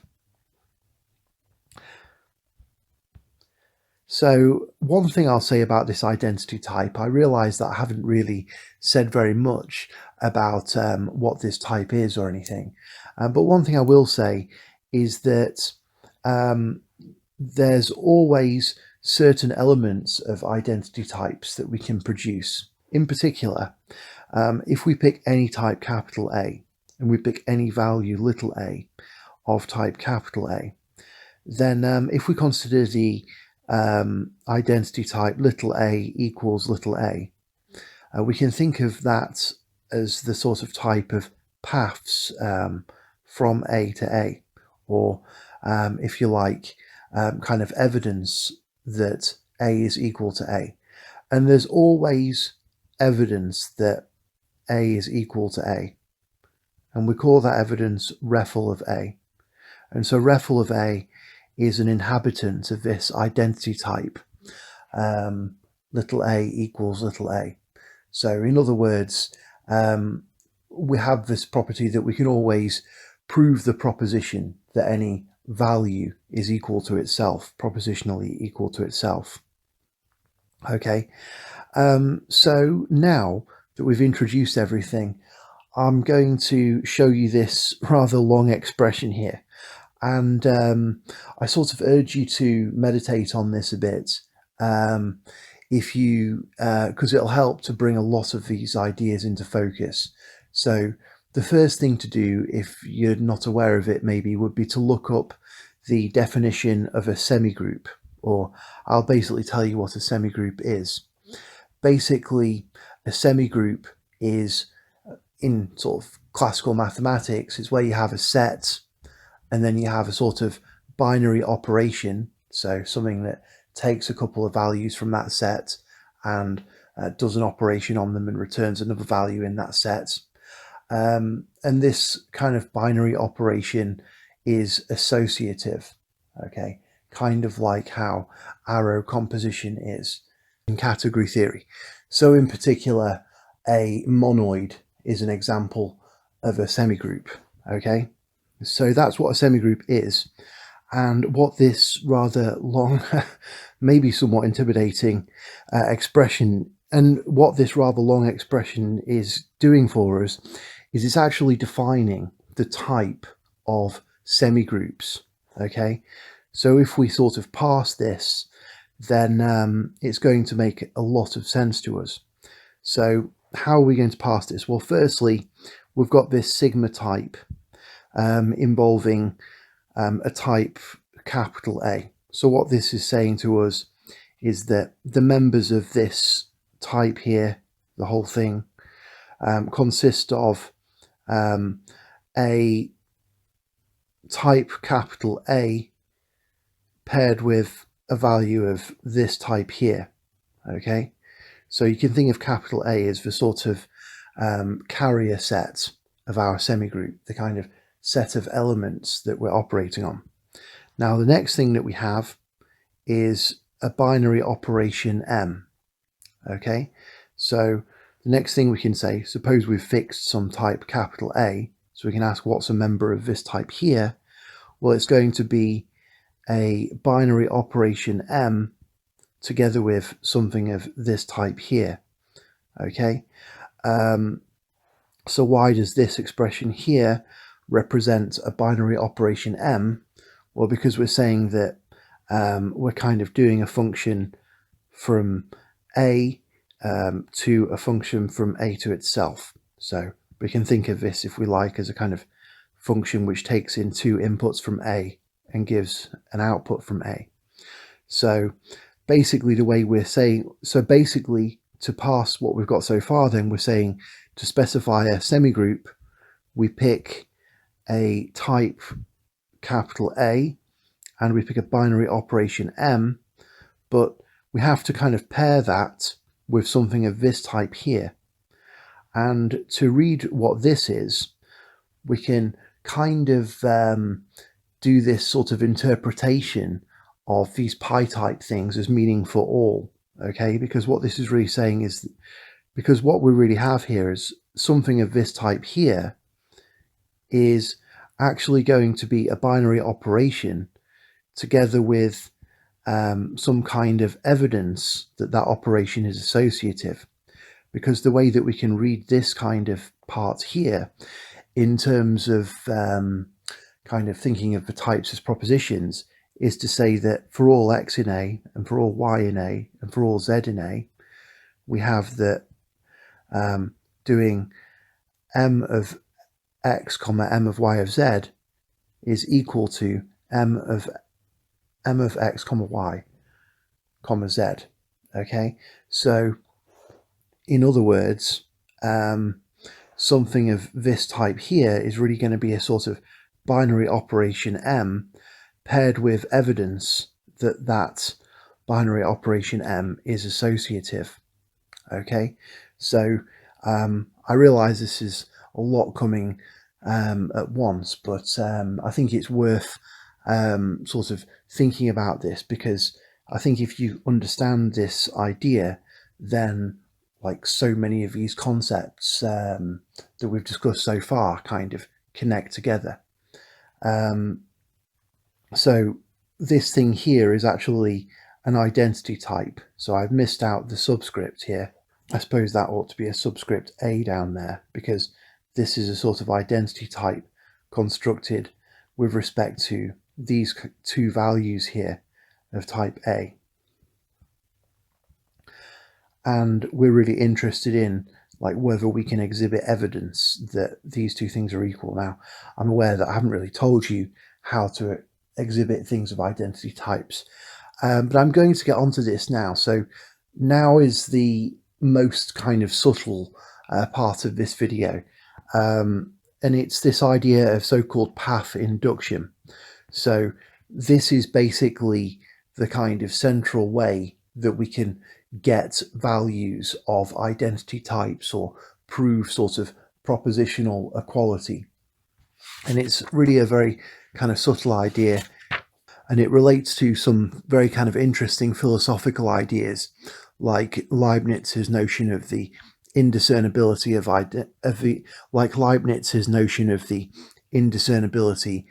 identicals. So again, I think it's quite a big ask to get one's head around this at a first viewing, but still I'm going to go through the idea quite quickly, and again I encourage the interested audience to check this out in the homotopy type theory book. But really the basic idea is that the idea is that things that are equal ought to have the same kind of attributes. And how do we figure out what kind of attributes things have? Well, that's really, in a sense, to do with what kind of propositions are true of those things. If the same kind of propositions are true of the same things, then in a sense they have the same kind of attributes. And so the idea basically is that we know about one kind of propositional equality. We know that if we have an element A in a type capital A, we know that if we have an element little a, we know that we always have this kind of proof, refl subscript A, that A is equal to itself. Or maybe I should say evidence. We always have evidence refl of A, that A is equal to itself. But the idea basically is that that sort of evidence ought to have really similar features to any other kind of evidence that two things are equal, right? The nature of equal things and the way that they are equal should be the same in some sense, okay? Maybe not in every sense, but these kind of ideas are kind of formalized by this notion of path-based induction. And basically it goes like this. Let's suppose we have some type capital A, and we pick some element little a of type capital A. And now this is the kind of hard part to understand. We're going to associate every path out of A with a type, okay? So think about, for example, a path P or a value P of type A equals B, for example. That's a path out of A, and we're going to associate that with a type, and that type will be K of B comma P. All right, so that's going to be some type. We can visualize it maybe as some kind of a set or something.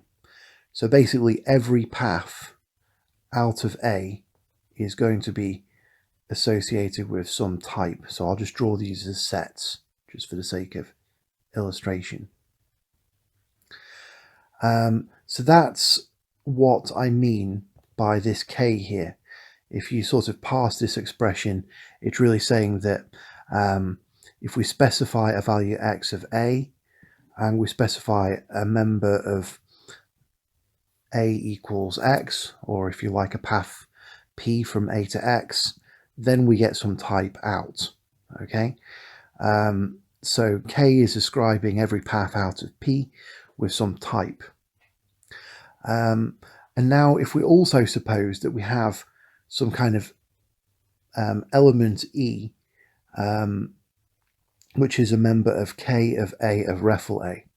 So E is like an occupant of this type here associated with this reflexive path refl subscript A.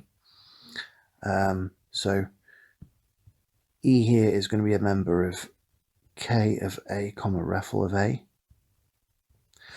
And in this case, what we're really saying is that we've associated each of these paths out of A with some kind of a property, right?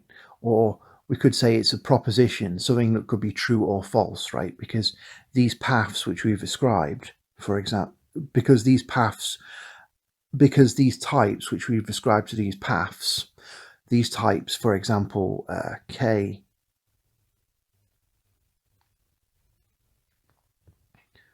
B, comma P, well, these types could be occupied or not occupied. And the kind of corresponding idea in logic is that these could correspond to sort of true or false propositions, right? These propositions either have proofs / occupants or they don't, right? So in a way, we could say that we're sort of associating every path out of A with some kind of proposition, which might be true or false. So that's kind of what we're saying with this first bit here. But then with this second bit, we're saying that we do have evidence that this kind of reflexive basic proposition is true, okay, because we have this value E of type K of A, comma refl of A. So in a sense, we're associating every path out of A with a proposition in a way that the basic path from A to itself is kind of associated with a true proposition. And given this setup, the kind of consequence of this so-called principle of path induction, which is something we kind of assume is going on, which is like almost like a kind of axiom of our system. So basically our kind of axiom then is that when we have this kind of setup, it follows that we can actually find an occupant of every type ascribed to every single path out of A. All right, so basically the fact that this basic sort of proposition K of A, comma refl of A is true implies that the propositions associated with every path out of A are also true. Because what our principle of base path induction is saying is that if we have this and we have this and we have this, then we get this F thing here, which is basically for every point X in our space and every path P from A to X, it gives us a value of K of X, comma P. So for example, we're going to have a value F of B, comma P, and that's going to be a member of K of B, comma P. And we're going to have a member of this type here. And notice the way I drew this as well. I said we're going to ascribe a type to every path, but look, I drew this wrong because I ascribed this path here, R, from A to C to the empty type. But this proposition shows I couldn't have done this because we have evidence E for this reflexive path refl of A. And what our principle of path-based induction is saying is that we then have this function F, and therefore there must be an occupant of this type here. We must have F of C, comma R, which is going to be a member of K of C, comma R. And moreover, this kind of function F here is going to be such that the kind of evidence that it brings forward for the refl path is actually E itself, okay? So in other words, this E here could also be written as F of A, comma refl of A. That's a triple equals. So yeah, that's the principle of path-based induction in a nutshell. And this is really well worth thinking about, probably worth looking up in the book, really. But this is really well worth thinking about. It's a very kind of subtle idea, but it's extremely powerful and interesting. And basically, if you think about the consequences of this principle, you kind of see that any two kind of values of a type which are propositionally equal have the kind of same properties. And it's really a very interesting sort of idea. Okay, so I don't want this video to get too long. So here's a sort of 5-minute description of natural number types as well. Okay, so basically, so I don't want this video to get insanely long. So I thought I'd just add in a really brief sort of 5-minute introduction to the natural number type as well. So this is really the kind of type which is corresponding with our normal idea of natural numbers. And we always have this value 0 of type n, and we have this kind of function which we call suc or successor, which is a function from n to n. And so this gives us our idea of our further kind of integers. So, for example, successor of 0 is what we normally write as 1, and successor of 1 is what we normally write as 2, and so on. And one of the key properties of natural numbers is basically that if we repeatedly apply different kinds of update functions to some kind of dynamical system, we can keep track of those. So let me try and explain what I mean. Let's say we have some set capital Q, and we pick some kind of starting point, C0. And then on time step 0, we apply some kind of function from Q to itself.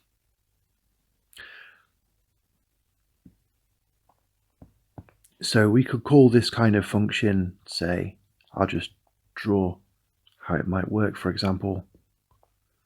Maybe it sends all the points around in a loop like that. So that might be this function CS of 0. And that's a function from Q to itself. And so we could maybe apply this, and then we get this point here. So we could call this CS of 0 operating on C0, and that would be this point here. And then maybe on time step 1 we have, another kind of update function. Maybe this time it works like this.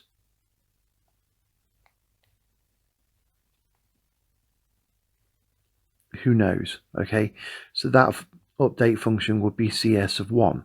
That would be another function from Q to itself. And so we basically have this idea of what we could consider to be a sort of time-dependent function. Basically, for any time or natural number n, we have a kind of update function. So the idea really is that if we start at C0 and then we kind of evolve this sort of time-dependent dynamical system defined by this equation here, then we're going to be visiting different points in Q. And really this is going to give us a function f from our natural numbers to Q, which is really telling us which value of Q we are at different times. We know that f of 0 is C0, and f of 1 will be where we get to after one time step, and so on. And so really what we're saying here is that if we specify a starting point and we specify a time-dependent dynamical system, then that gives us a sort of trajectory of different points visited in Q over time. And this kind of trajectory is going to be defined by these equations. And sometimes this idea is called primitive recursion.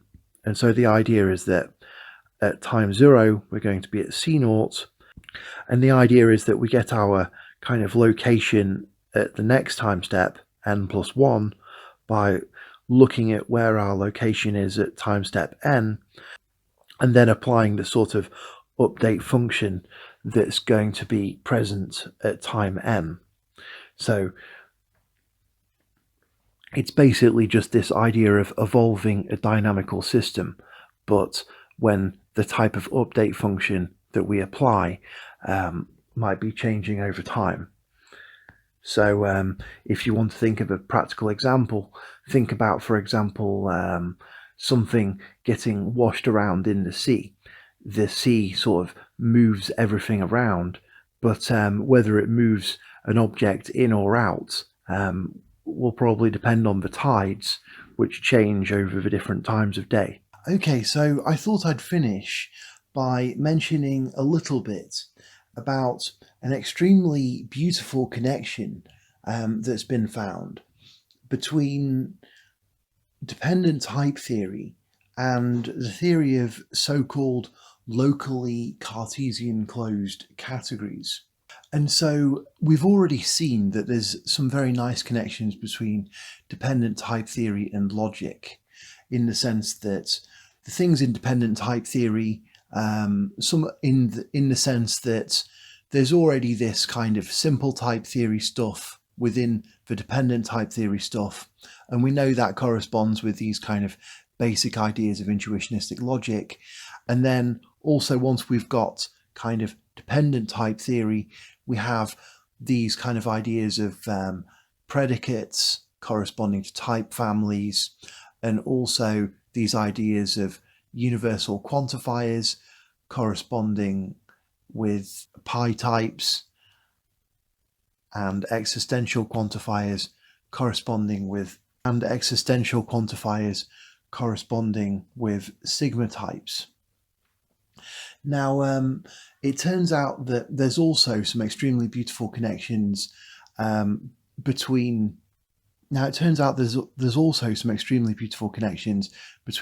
dependent type theory and this theory of so-called locally Cartesian closed categories. So the kind of linchpin in this kind of setup is the idea of a slice category. So the idea of a slice category, if we have a category C and we pick an object capital A of C, then we can form this slice category written C slice A. Now this is a new category, and the objects of it correspond to the arrows of C which go into A. So here's an example of an object of this slice category C slice A. So it's this arrow F from B to A. So basically we look at all of the arrows in our original category which go into this object A, and each of those arrows is now treated as a kind of object within our slice category.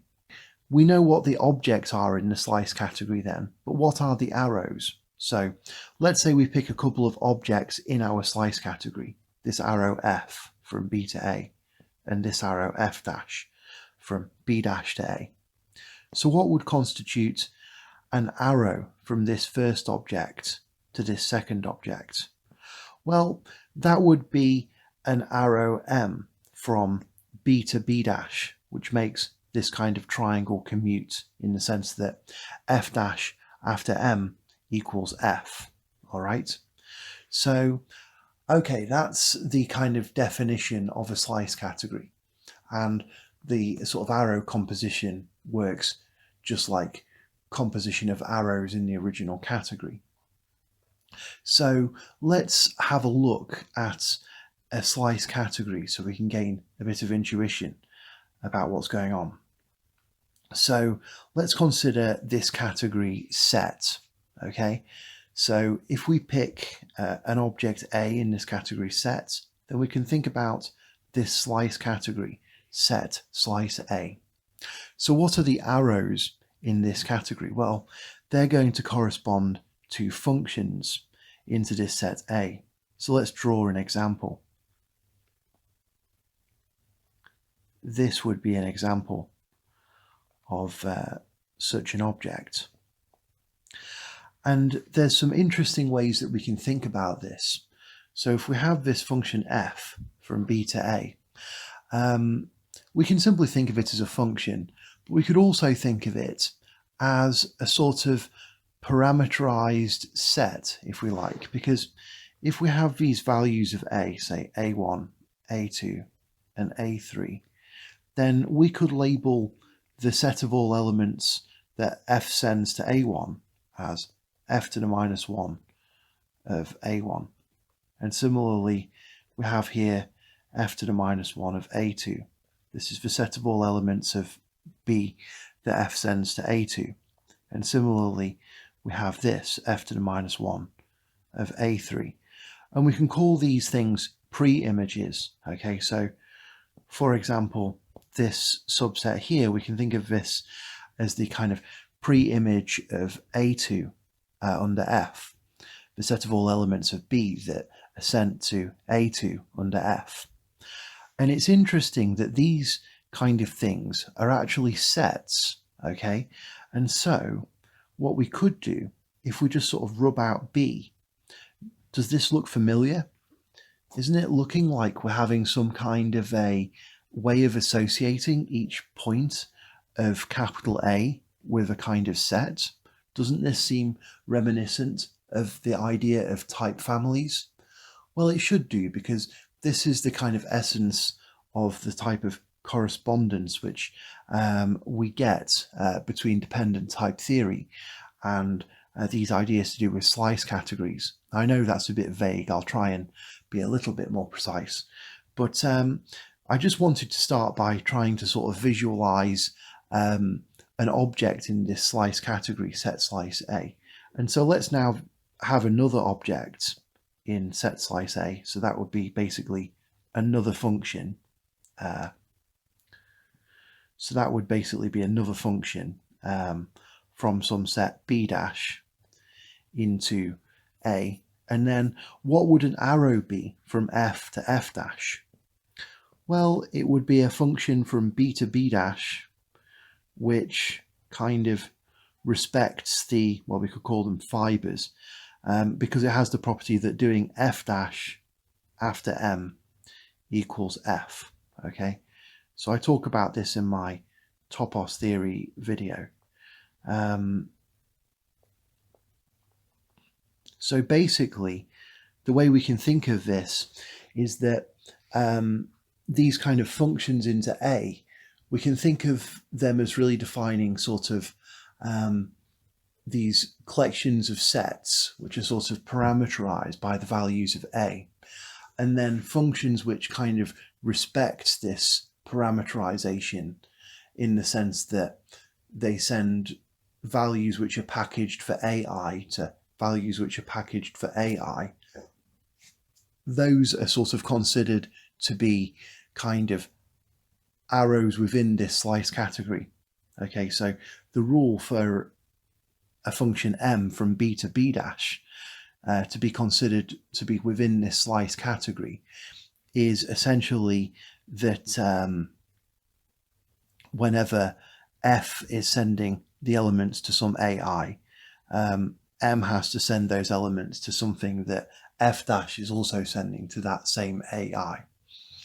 And then there's another kind of interpretation of what's going on in these slice categories as well, okay? Because as you can see from what I drew in green, what we really get by thinking about a sort of function from B to A is we get really this kind of way of associating the values of A with sets or fibers, or stretching the analogy a bit, we could say we're sort of associating the values of A with types, or maybe we could say propositions, right? We could think of propositions as types. And so we could almost think that a sort of function from B to A is almost really defining a sort of predicate on A, because we could sort of think that a sort of element of A that has things sent to it is true or has evidence, and an element of A that has nothing sent to it under F is false, okay? And then in that case, an arrow M sort of from F to F dash in this slice category would correspond to a sort of proof that the predicate F implies the predicate F dash. Okay, so that's a little bit about, so that's a little bit about this kind of connection with slice categories. Let's try and be a little bit more precise now. So here comes the definition of when we say a category C is locally, so next I want to actually give the definition of a locally Cartesian closed category. Okay, so before I do this, I better define what an equalizer is. So an equalizer, in our category, let's say we have objects A and B. And we have these two arrows, F and G, and each of them go from A to B. So these are what we call parallel arrows. Parallel arrows are two arrows which have the same source object and the same target object. And if we have two parallel arrows, like F and G, then there might be a so-called equalizer of F and G. We typically write this equalizer to say that it's an arrow little e from an object capital E into A. So I'll tell you what the situation looks like in the category of sets to start with. So consider the situation where we have a couple of functions, f and g, from a set A to a set B. In that case, we can think of the equalizer of f and g to be the subset of A, which constitutes all of the elements x which have the property that f of x is equal to g of x. Okay, so basically in the case where we're dealing with set, we can think that this set capital E is going to be the set of elements x in A, which have the property that f of x is equal to g of x. And in this case, this arrow little e can just be thought of as a kind of inclusion or as a kind of inclusion function or injection function that just includes the kind of elements in this subset into this larger set A. All right. So basically, in the case of the category set, equalizers kind of do what they say on the tin. They just pick out the kind of subset of elements in A which kind of act the same way under these two functions f and g. Okay, so the definition of an equalizer in a general category is a little bit more involved, and I'll just run through it quickly. So basically the idea is that when we have parallel arrows f and g from an object A to an object B, an equalizer of f and g is an arrow little e which goes into A from some object that we may call capital E, and it has the property that f after E equals g after E, and it also has the property that for anything kind of similar, so for any arrow h into A with the property that f after h equals g after h, there exists a unique k which kind of allows us to emulate the effect of our h. So there exists a unique k which makes this diagram commute. So that's a quick rundown of the definition of an equalizer.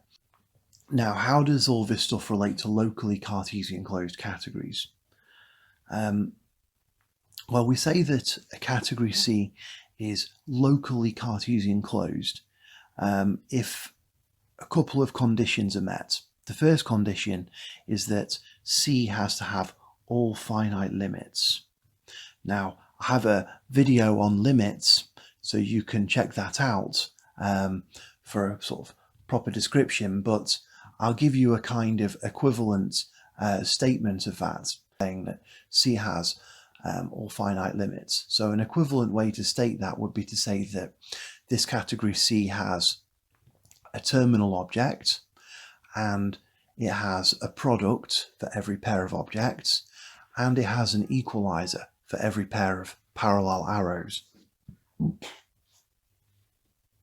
Now, also recall that we say a category is Cartesian closed if and only if it has a terminal object and a product for any pair of objects and an exponential object for any pair of objects. So, okay, with those definitions under our belt, we can now state what it means to say that a category is locally Cartesian closed. And what this means is it means that the category has all finite limits, and also that if we pick any object A, then the kind of corresponding slice category, C slice A, is Cartesian closed.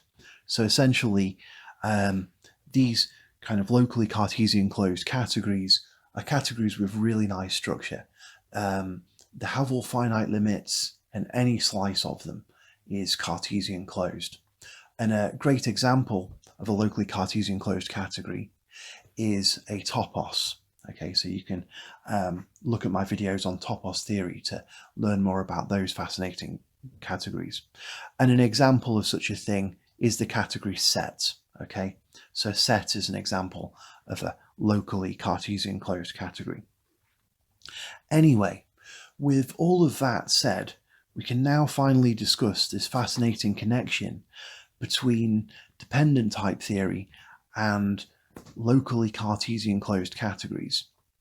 Now, I've been rather vague with this kind of run through of dependent type theory, and that was sort of deliberate in a way, because I just wanted to go through a very kind, and that was deliberate in a way because I wanted just to sort of go through and just shine a bit of light on most of the main ideas in the subject. And so this discussion about this connection with category theory is also going to be pretty vague. But suffice to say that we can sort of set up these dependent type theories or Martin-Löf theories, and we have some kind of freedom about exactly what kind of types and things we're going to include. But there's a sort of correspondence between these dependent type theories and locally Cartesian closed categories. And it's a sort of two-way correspondence, okay? So this is much like the sort of correspondence that we saw earlier between simple type theories and bi-Cartesian closed categories.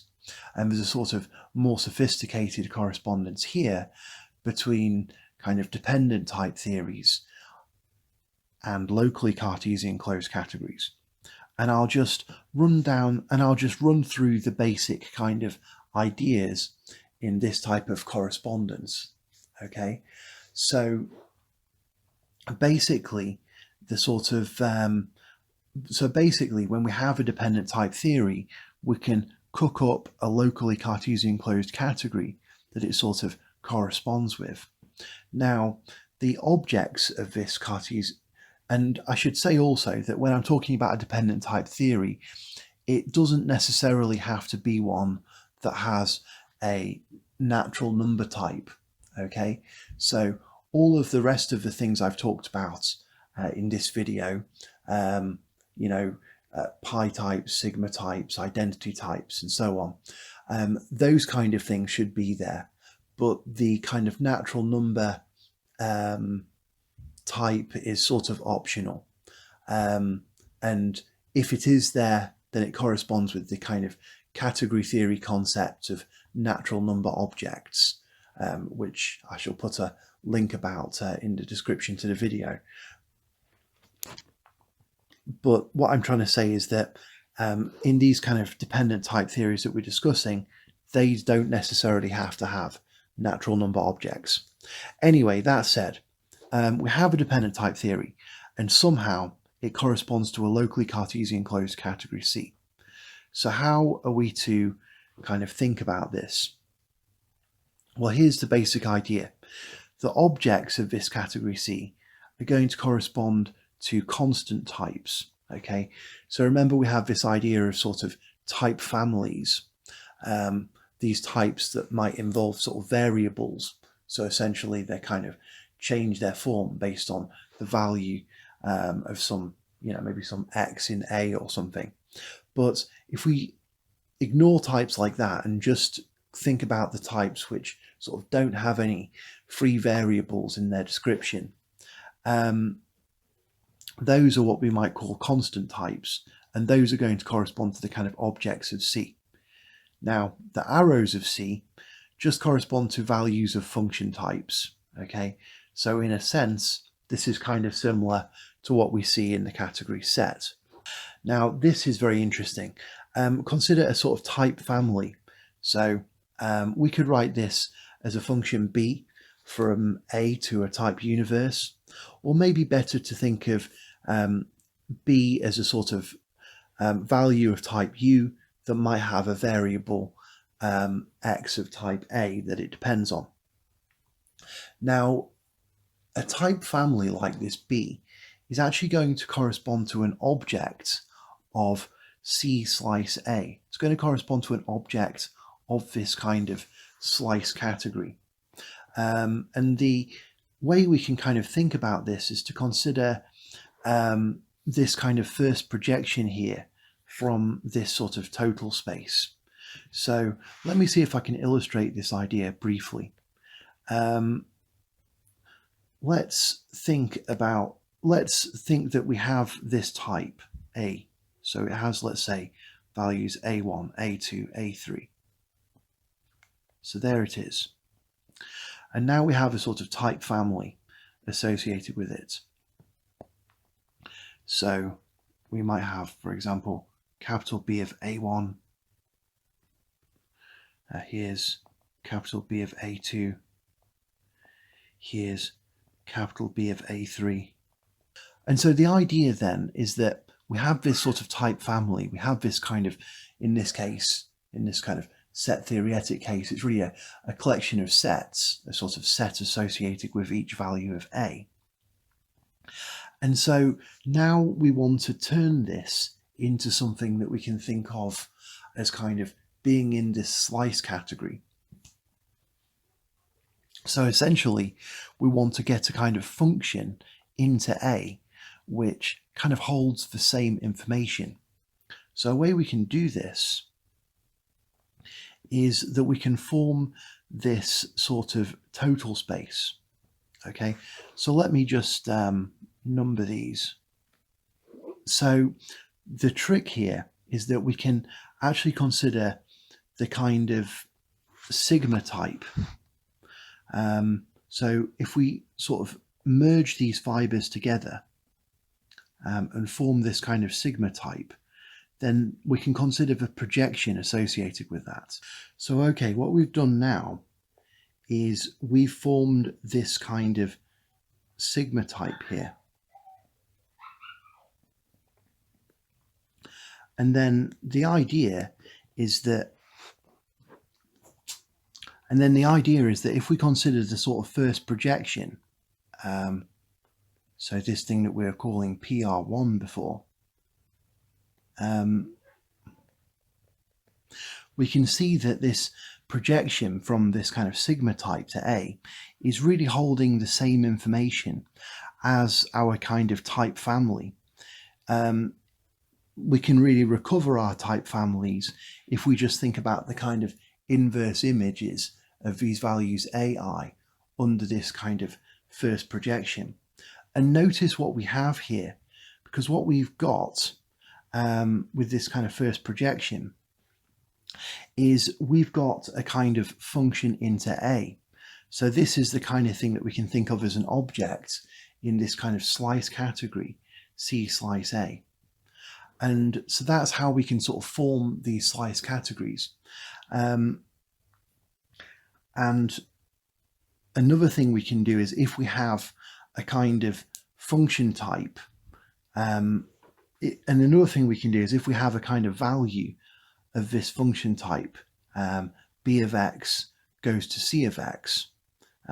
So here we can think of B and C as types which might have this kind of variable X affecting their form, this variable X of type A affecting their form.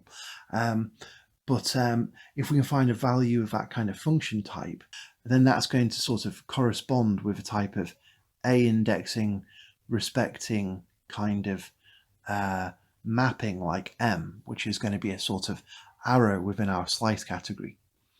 And so this is the basic idea about this kind of connection with slice categories. There's actually even more to it as well. Okay, so there's another extremely sort of interesting thing that happens in this connection between dependent type theories and locally Cartesian closed categories. So in particular, suppose that we have this function g from A dash to A. So this is a member of this function type.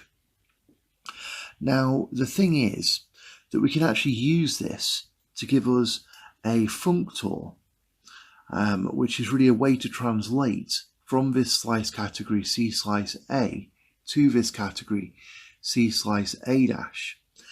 And it's remarkable that we can take a kind of perspective on this through dependent type theory that really gives us a lot of insight into the kind of nature of substitution itself. So in particular, if we ask ourselves, what are the objects and the arrows of this slice category C slice A? Well, the objects are just going to be types, which might involve this variable x of type A. And the arrows in this slice category are going to be functions, which again might have this sort of variable x of type A. And so the things, basically, the objects and the arrows in this slice category are just going to be represented by these kind of expressions, E, which might involve this variable x of type A. And so what we can then do is take any such expression E, which might be representing an object or an arrow, and then we can just replace the x with g of y for some variable y of type A dash. And that's going to give us a corresponding sort of expression in C slice A dash. So in this way, we can convert from the objects and arrows of C slice A to the objects and arrows of C slice A dash. And this actually works as a functor. Indeed, it turns out that this kind of functor has a lot of rich properties. It corresponds to a sort of pullback functor, and it has a very lot of really nice categorical properties. And also, this whole viewpoint kind of suggests that we can also think of our objects as kind of contexts. And there is a kind of way of thinking about that, the notion of the kind of category of contexts, but I'm not going to go into those details now. And so we've already kind of looked from a type theory point of view about how we can go from this arrow G from A dash to A to this kind of functor G dash, which sort of goes in the other direction and gives us a functor from the slice category C slice A to the slice category C slice A dash. But we can also get at this functor more kind of using category theory, basically by doing sort of pullbacks. Okay, so if we think about this kind of structure here, which is structure in C slice A, well, for example, we can take an object like this F here, which is an object of C slice A, and if we pull it back along this arrow G, so we have that this sort of thing here is a pullback square, and you can see my other videos for discussion of pullback, my discussion of limits and things. But if we pull back this structure along G, then this gives us our object of this kind of slice category here, which is a object of this slice category C slice A dash. Okay, so that's kind of the way categorically we can think about how to define this functor here, which is taking us from C slice A to C slice A dash. The way that this functor works on arrows is a little bit more complicated. We have this arrow M dash from F to F dash in C slice A, and if we're pulling everything back along G, then it turns out that there's this unique arrow M tilde here, this purple one, which actually makes this diagram commute. So you can look at theorem 4.9 in Elementary Categories, Elementary Toposes by Colin McClarty if you want to see about that kind of thing. But this is basically how we can think of it, or we can think of it in terms of type theory. But it's also, if we want to understand the kind of sigma and pi types in terms of category theory, then it also gets interesting because let's consider this sort of function here. So we'll have a look at a special case of the scenario we just discussed. And that would be the case where A is the terminal object. So then for our arrow G, we're thinking about this kind of unique arrow, exclamation mark A dash, which is the unique arrow from A dash to the terminal object. So then again, this is going to give us a sort of corresponding functor between slice categories in the other direction. So we're going to have this kind of functor, exclamation mark A dash star, which is going to be a functor from C slice 1 to C slice A dash. Now, it turns out that when you take a slice category using the terminal object, then you just get a category which is basically isomorphic to your original category. So C slice 1 or C slice unit type or C slice terminal object is going to be isomorphic to C. And so we can really think about this functor exclamation mark A dash star as a functor from C to C slice A dash. And it has some interesting features. So I'll talk about an alternative way to think about this functor in a moment. But the really critical thing about it is that the left adjoint of this functor is this functor, which we could call sigma A dash. And the right functor is what we could call pi A dash. And these basically correspond exactly to these kind of sigma types and pi types, which we've already discussed. Okay. So firstly, I'll just say something else about how we can think about this functor exclamation mark A dash. So a kind of alternative way to think about it is that it sends an object Y of this category C to the kind of product A dash times Y. Now, an alternative way to think about this kind of functor, exclamation mark A dash star, is that it sends an object Y of category C to this kind of first projection from A dash times Y to A dash. And it also sends an arrow H from Y to Y dash to this arrow 1 times H. So that's basically what this functor is. But it's also really quite remarkable that if we just look at the left and right adjoints to this functor, we really recover the kind of functors which do our, which sort of create our sigma types and our pi types.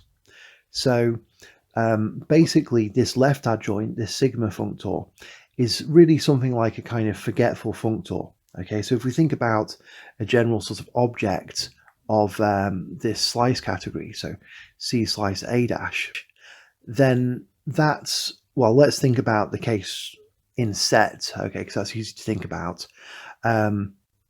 Such an object would be like a function f into this set A dash. And then to construct the kind of sigma type, well, let me illustrate this, okay? What's going to be an object of set slice A dash? Maybe something like this, okay?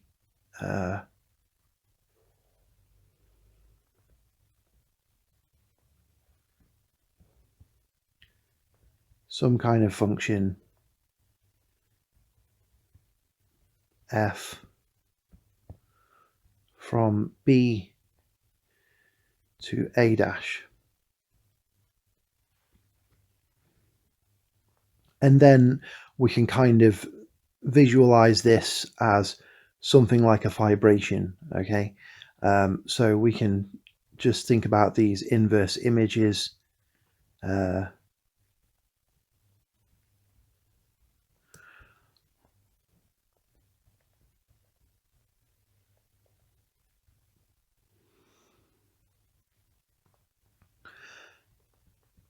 And so we can really think that we're sort of associating each value of A with this kind of type, which is like the fiber above it. So if these values in A dash are A1, A2, and A3, then this would maybe be C of A1 and C of A2 and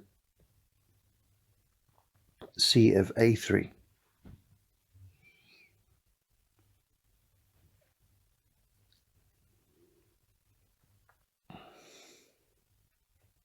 And then the kind of corresponding idea would just be to sort of forget about this function, which is sort of separating out these types, and basically just to kind of add all these fibers together. And so basically, if we think then about this total space like this, basically we could visualize that. Well, it's just going to look like B again, okay? It's just going to be what we get by recombining these different fibers, CA1, CA2, and CA3. And that's going to be at least sort of isomorphic to B. And so this is really this idea of what this kind of sigma functor does is it takes an object of a slice category.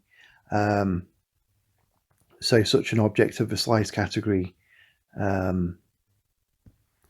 can think of it maybe as F from B to A dash. And then we just sort of forget about the function, or forget about the arrow into the A dash, or forget about the kind of organization of these elements of B by sort of indexing them with A. And that's essentially the same thing as merging the fibers. And that's basically what this sort of forgetful functor does for us. And then on the other side of the coin, we have this kind of pi A dash thing, which basically takes our sort of fibration and gives us the sort of collection of sections of that fibration. So it's extremely interesting. So I think it's extremely interesting that there are sort of functors basically corresponding to these different kind of substitution operators.